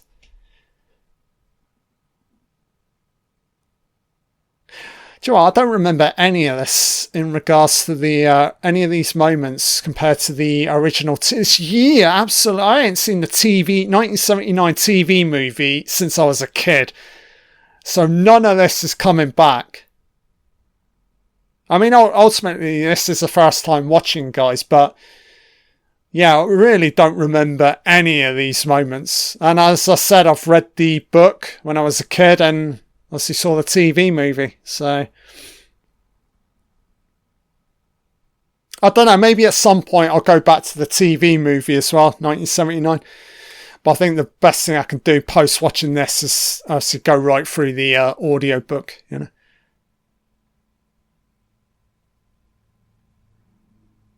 So I'm still unsure about Callahan. There's some kind of falsity here with this character, you know. Because for so long he was open, went away, comes back all mysterious and ominous, and now he's all civilized and caring, you know. It's a fucking misnomer, it's gotta be, man.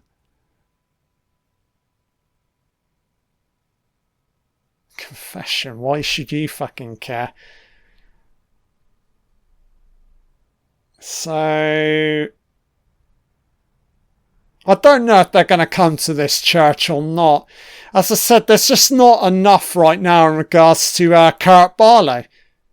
There's no sense of him like plotting and planning, talking to anybody, you know. Oh yes, is without very much a cameo from Rutger Hauer. He's barely in the movie. Such a waste, man. You know, he's such a talent. I don't know if Straker's going to come back here. It looked like he was hung up, you know. Of course, now they're not going to explain any of that, you know. Nothing in regards to Richard Straker. Not a single moment Straker and Kurt Barlow, you know. I mean, if you're an audience viewer, that's how you'd be reading. Also, clearly, Straker's working with Barlow, you know. Daytime messenger, you know. I mean, who fucking shipped in the fucking coffin? How did that? Who put in that fucking order? You know. Also, as well, where the fucking coffin come from? Fucking Romania, wasn't it? You know. Right, don't know. It's gone all domesticated again. We don't need any of this, man.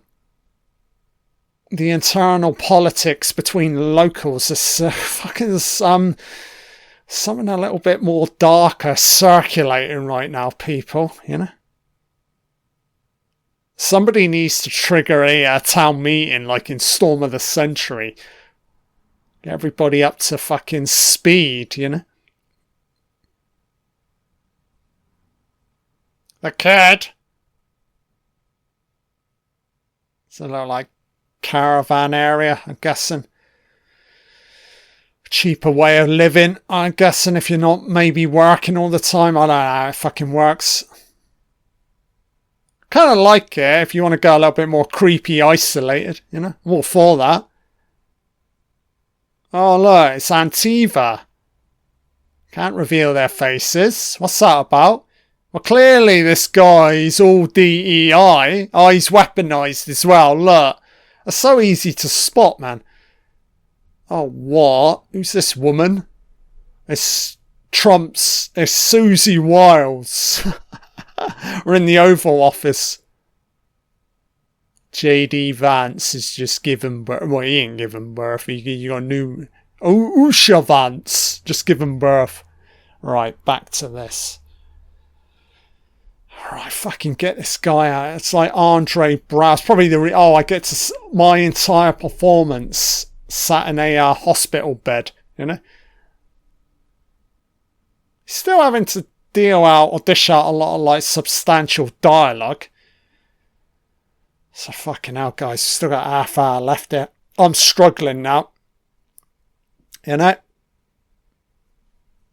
Yeah, very all over the place. I don't know if you were to split this into two parts where you would cut off regarding the midpoint. If this was running over 2 nights, I really wouldn't like to say, man. I don't think this is a complete disaster either. There are a lot of good elements, you know. Something that kind of needs like maybe like 2 or 3 more rewrites to just lock it in a little bit better. So waiting for the sun to set properly. So it's not as if they're really building an army. Are they doing the right thing? You don't ultimately. Do you not want to panic the entire town? You know? There's an element of that. You feel like you can resolve it. Smaller group. I do feel though, there's always safety in numbers, man, you know? So I've got Callahan, he's still going to turn here. I'm pretty sure the Callahan priest character is the character King comes back to in other books, if I recall right. I'm adamant Callahan returns in the Dark Tower, if I'm recalling right. So that's why I think he is. I think he is a dark character overall. So the vampires are moving in. Oh, that's Rutger Hauer, I think. Finally. CGI'd fucking Hauer. Kurt Barlow up on the fucking wall. So that's not too bad. Computer generated. Nice kill. Finally, he gets to kill somebody. Alright, let's go, Rutger. Gotta have faith. Nice, man, with the teeth. And they've put in,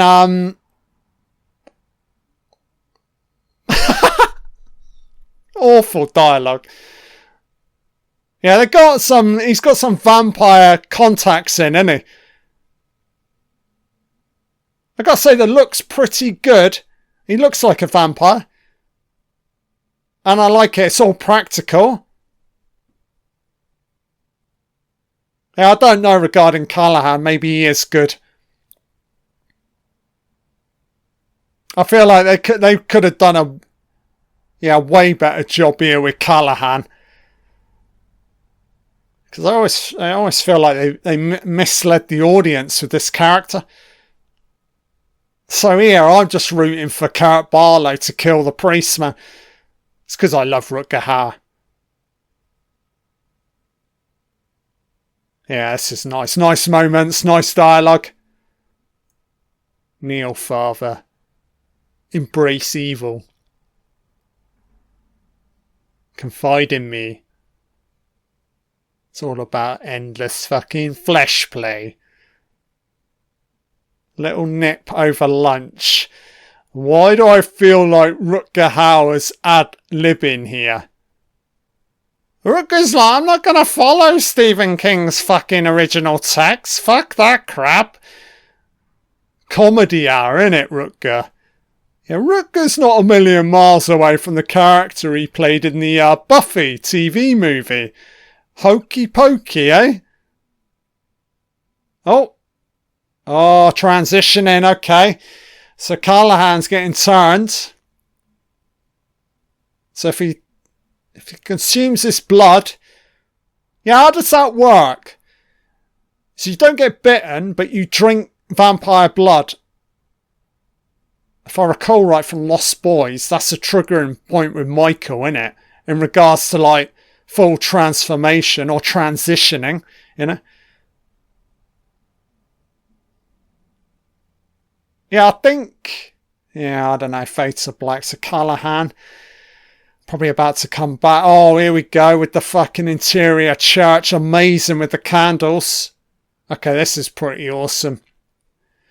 It'll be pretty awesome in the sense... Well, why would the fucking vampires choose to hide here, you know?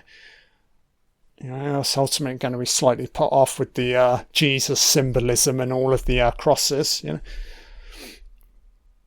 Oh, what? Bride? Oh, Rutger's looking to find a bride. What? Okay, so another guy's come back. I'd say the film's picking up. It's a little bit laugh out loud right now. It's very all over the place with how actors are playing vampires right now. There's a lack of like consistency. It seems to be more inclined to go to humour versus actual like, I don't know, a more of an ominous kind of performance, you know. Oh, juxtaposition of a serious interior church versus hokey pokey fucking vampire dialogue. Right. Married. One human and one inhuman, so they are spreading now. Oh, it's gonna pull out why. There's hundreds, and now there are hundreds and hundreds of fucking vampires. Too jarring with the transitions. Yeah, I'm at a proper vampire army. Lock him inside the fucking church and burn him. It's the only way to resolve any of this. She's gonna kill him. Kill him to spare him. Oh, yeah, no, she's okay, let me bite. Let me join you, husband. Why did I think for a second that she was gonna kill him? The vampire death kiss. It feels so good. Oh, tell me the bus driver's gonna go full-blown fucking gun tote. That's what we need now. Jacked up fucking bus driver. With his sawn off. That's the only way to fight back. Yeah, I feel like the bus driver's been severely underused here. Because he's just gonna get taken out by a vampire child. You know? Yeah, look. Vampire girl. So all of the kids are now vampires. Alright, we know how this sequence is going to play out. So it's spreading everywhere. Right, fade to black. It'll be an off-camera kill. Look. We won't see anything. Look. Vampires, the occult. So finally, Ben is swatting up. It's a little bit fucking 11th hour. Reading the text. Oh, what? Are they moving in on the hospital? So it's severely sped up now in regards to how many vampires are out there. This is part of the problem, though. They waited too long. It's like 4 versus 400, you know? But if the law's right, if they read the text long enough, you just got to kill Barlow. Oh, so far as fucking I know, that's the sheriff guy. Fuck me, man. I don't know if Donald Sutherland's going to reappear. Probably not. Callahan will be transitioning over. So I didn't originally call it right, but he does end up becoming evil. I think. Could be wrong though, you never know. I don't know how well so it's a Mikael Salomon director. It's a kind of good and bad kind of like put together of the material. I'd say this is just above average. Probably going to dip my score now to a 6.5 out of 10. I want to be generous though with the score because the original text is so strong, you know. And they've lifted some of it here. But again, I don't know what the issue. I don't know if it needs to be longer or it needs a few more rewrites. It's probably a bit of both to me.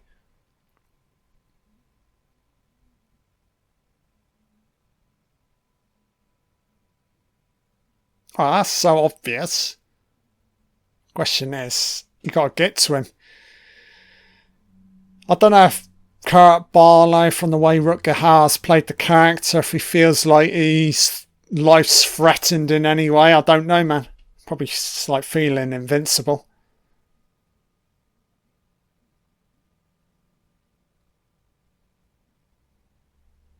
So where is he likely to be hiding with his fucking army? It's going to be too obvious now to feel like it's go back to the house. Yeah, they're clearly moving. It's going to be the church, man. Maybe underneath the church.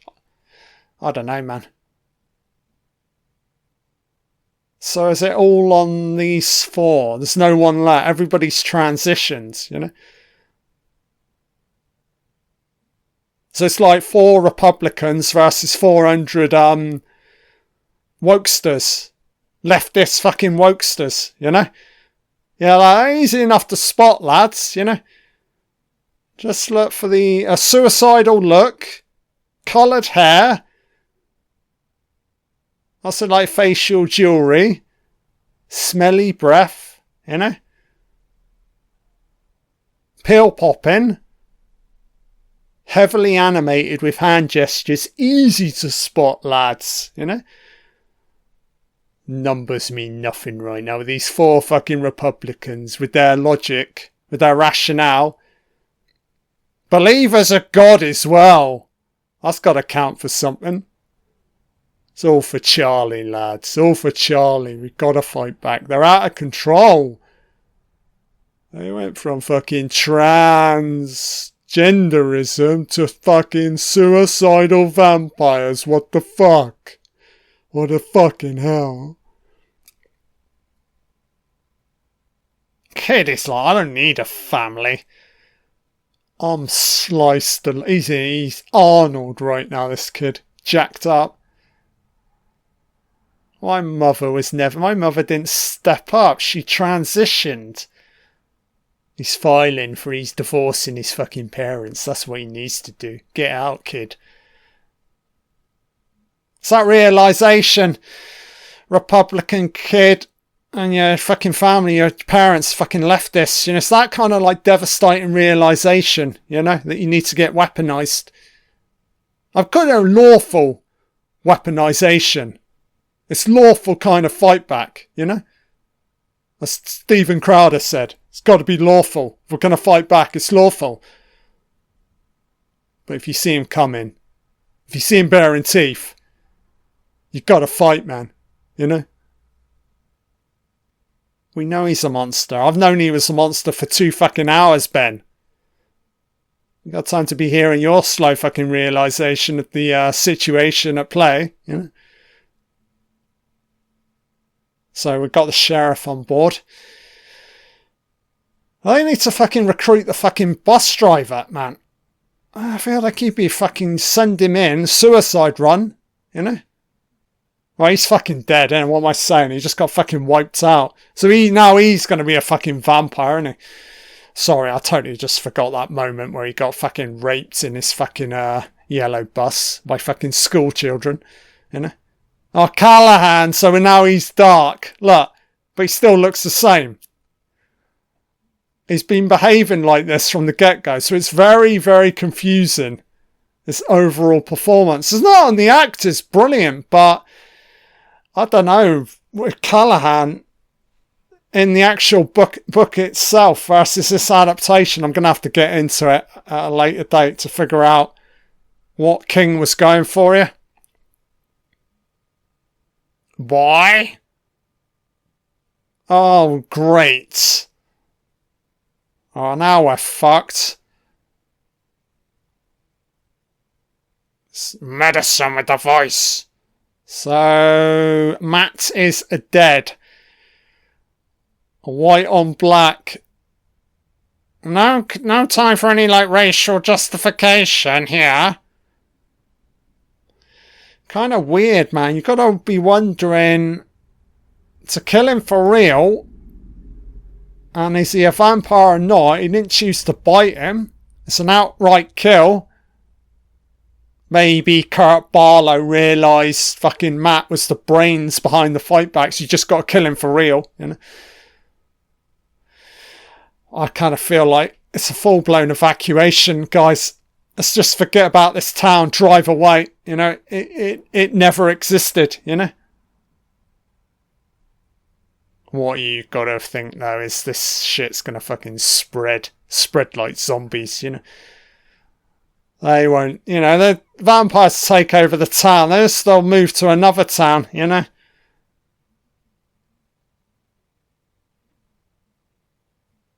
So Rob Lowe. Don't know about his performance. He's doing all agitated. It's a lot of moments understated. And then with the anger, I don't know, man. It's not a disaster. I think that's the problem with the overall adaptation. It's spreading into some of the performances here. Not entirely sure what they're going for.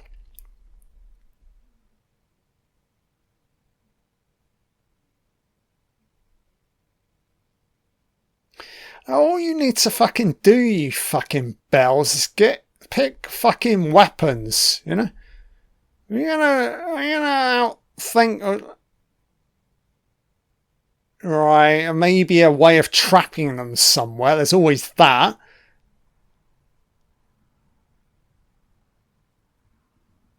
Well, that's a logical option, I've got to say.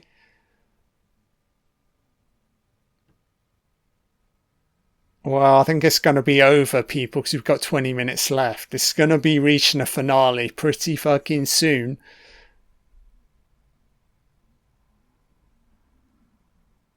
Okay, there's no angle with this fucking material. Oh, I don't remember any of it. I don't know. Do they just fucking run? Do a runner? Well, you know, King's very distinctive when it comes to good I don't think they're just going to run out here, you know. I don't think King's ever been about that, you know.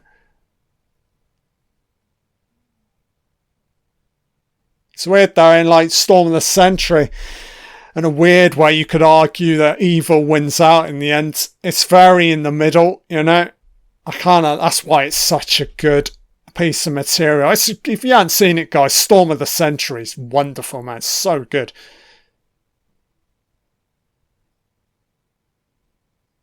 Oh no. The stench is unbearable. Well, you know, whiff. What is it? Trying to work out what's playing on the TV there. Is it gas? Oh, fucking hell, idiot. Oh, he's dead. Oh, he's injured. And now his injuries become a problem. It's like he got carved out on the fucking saw cutter. Oh, that's devastating. It'd be better to be fucking bitten than die. Oh, he's dead. So that's a pretty epic moment.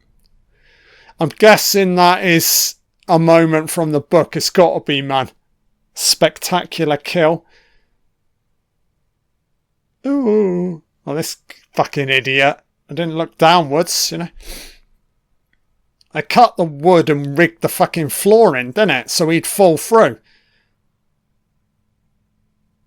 Houston, we got a problem. It's Ben and the boy versus 405 vampires. Fucking hell. Oh. Something sealed away. It's the vampire book lore book to end all books. New material of how to kill him in a different way. Yes. Something's buried through. There'll be some interlinking connection back to his childhood here. Look at, as well, to some extent with the colour. So more bodies. Something like not burial site, but it's where they sleep. So look at the use of red. Starting to mirror his memory. You know?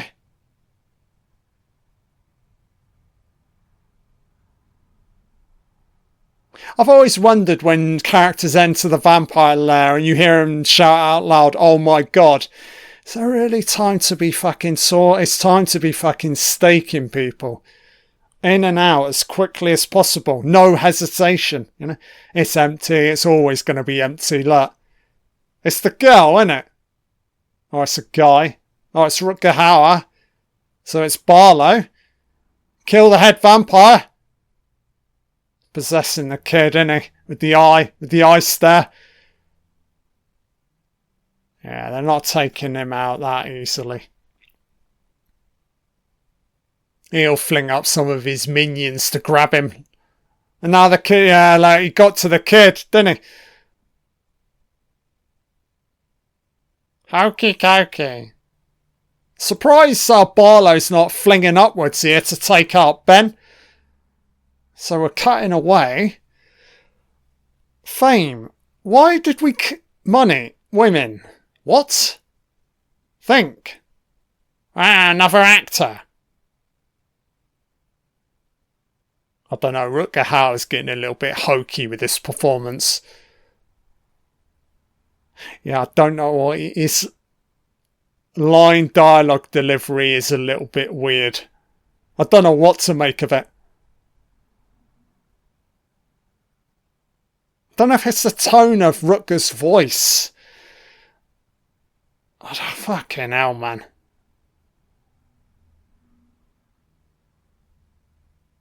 It's alright. You are a vampire. In makeup.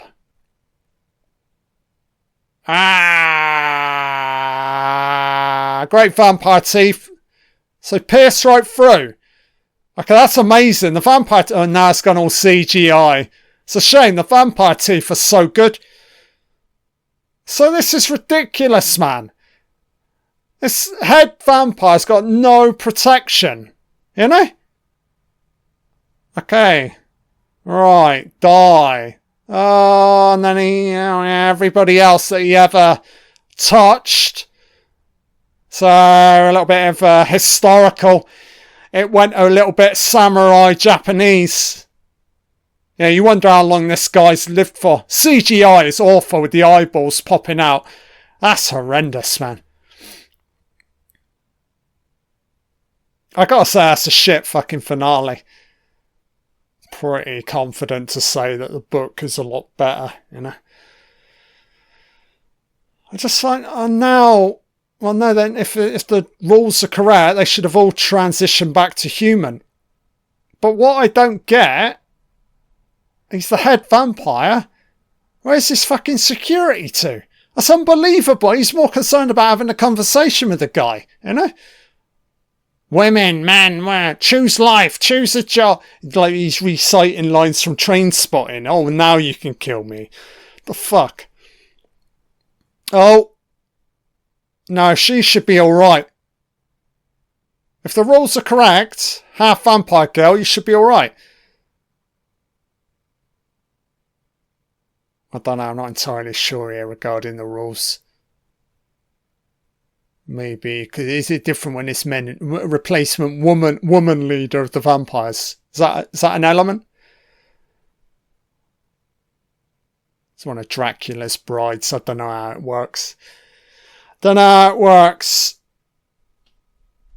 Dracula, it's 3 fucking brides. You kill Dracula, the brides can't do shit, or are they a thing? How's it work? I think you'd kill her to make sure. Potentially molest her, but I don't know, man. If she's jacked up, vampirism, fucking Elvira, you know, I don't know, man. I don't know. Is touching an option? I don't know, man. I don't know. You could always kill her and then start touching her. I don't know, man. There are too many options right now. Right. Of what? And it was him. Right. He transitioned. Larynx. Ronnie Barnes. Right. Oh, right. So your words are going to resolve my childhood trauma as he tries to remember names. Right. That's just some fucking vampire fucking bullshit, isn't it? With dialogue. Killer, Ben. She's about to reveal her fucking teeth. Look. Just one kiss, innit? Come in close. Tilt your neck. Kiss, kiss. Bite, bite. He's going to do it. He's got to do it. Why should he care about this? He's known this broad for like 5 fucking minutes. Kill her. What's the problem? Yeah, look. Oh, fucking, where's Sarah Michelle Gellar in it? There we go. So Barlow is dead, but she was still a thing. Alright, maybe I got the rules fucking wrong regarding head fat. I mean, I ain't basing it off Lost Boys, you know. Maybe there's a point with vampires where you transition to the point. It doesn't matter even if you kill out the head vampire, you still got to wipe out the rest. I'm guessing. would make sense. I mean, yeah, I mean, vampires we can't be like so. Yeah, like they're still yeah, okay, obviously. Yeah, as I say, it makes it too easy if you just kill the head vampire and then you can kill them all, you know. But I am right in the aspect, there is a window of time if you do kill a head vampire in relation to sort of how far other half vampires have transitioned. There is a window of time in regards to reverting them back. I am right with that. So this is just ridiculous. It's like, escape the town. The fucking bus driver's just a fucking car crash character, isn't it? Look. He's just a coked up Stephen King character, isn't it? King didn't know what he was writing here with any of these. Half these fucking characters just coked up characters, you know? So this is a little bit... Now that Barlow's dead, I don't know, it's lost a little bit like I'm really not perceiving any of these other vampires as threats, you know? So the vampires have turned into seagulls. They're molesting the fucking rubbish site. What are they eating? Vampires are fucking going through black bags of rubbish. Why? Look, unless they're chugging on some fucking seagull blood. Fucking hell, man. Alright. I don't care about this moment, this sequence. I don't care who's what. Right, another one bites the dust. Right, they just got to leave the town, man. So going back up to the house. Is there any way of shutting this down completely? You burn the house? Is that going to fucking work, you know? You've killed Barlow, but it's the original source in this house, you know? God knows, man.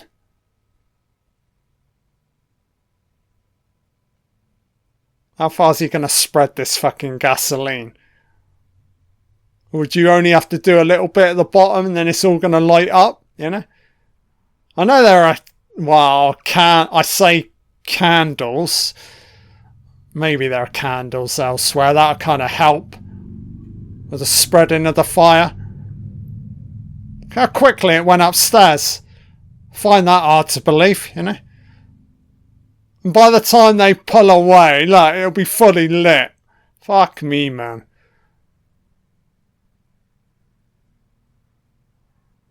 So I guess you just leave, you know? So they're coming out. It's just evacuate. There's no way of stopping this now. You know? But we never got a sequel. I don't know, man.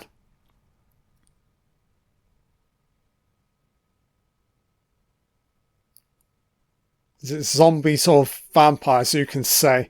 So Callahan's now the leader, so I called it right. Yeah, okay. What else Ben Meir... How? So how... Pulling out wide. I'm guessing Ben is leaving, yep. So what? A to be continued? Or he's heading back into the town as we pull him wide. And we're not done.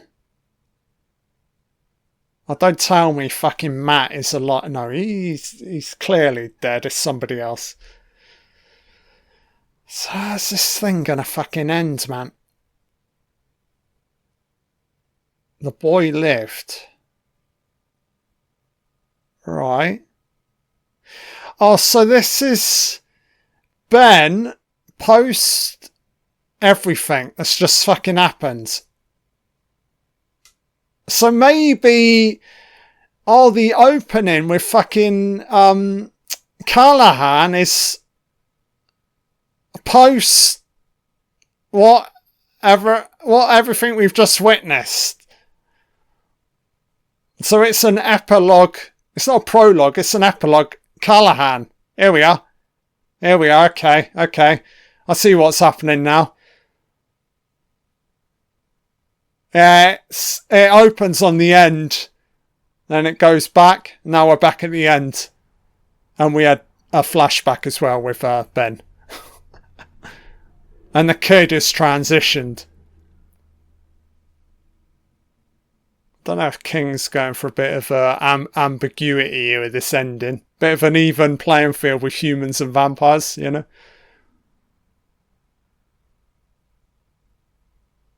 So I don't know if there's a source around switcheroo. It's like Callahan's now Barlow, isn't he? In terms of power.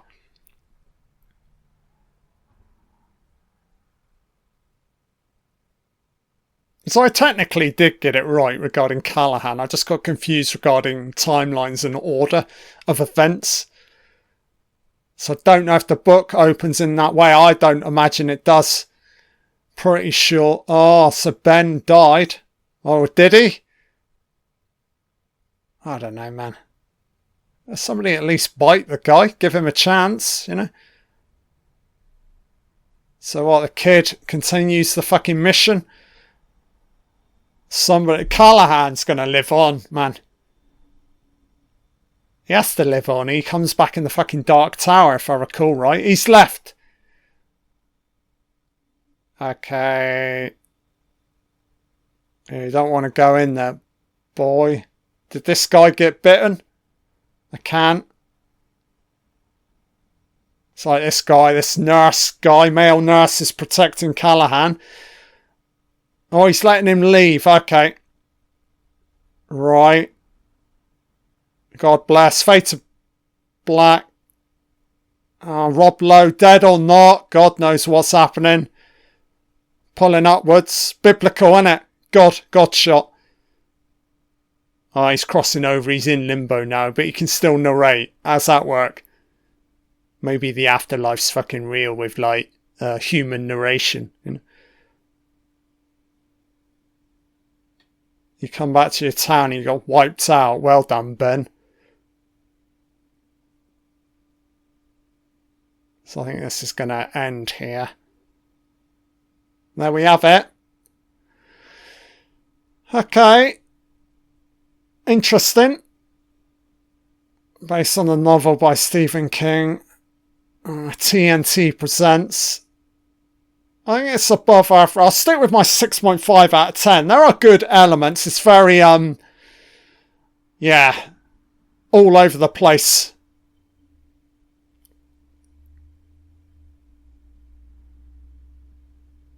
Nice pulling away shot here. CGI, hospital room, endless in it. It's like almost like a corridor shot. I mean, Ben's crossed over and into a limbo place. Rutger Hauer. Oh, God, man. Hard to assess his performance. I think the best actor in this movie is Donald Sutherland. For, like, I don't know, consistency of performance. I know the Straker character towards the end started to get a little bit one-linery, you know. I think the problem with Hauer's performance as Barlow, it seemed to be comedy from the get-go. Yeah, I don't know what was going on. Rutger Hauer probably still thought he was shooting additional footage for the Buffy the Vampire TV movie. Fucking do check that out, man. That's an absolute car crash of a performance. Cool, guys, but glad to have finally checked this out. Our credits are short, good. At least my commentary held up. Yeah, cool, guys. So, filmed in Australia. Okay, that's weird. Yeah, I'm going to go and listen to the audiobook within the next few weeks. And I suggest you do that as well. Walper Organisation of Organisation. Cool, guys. Bye.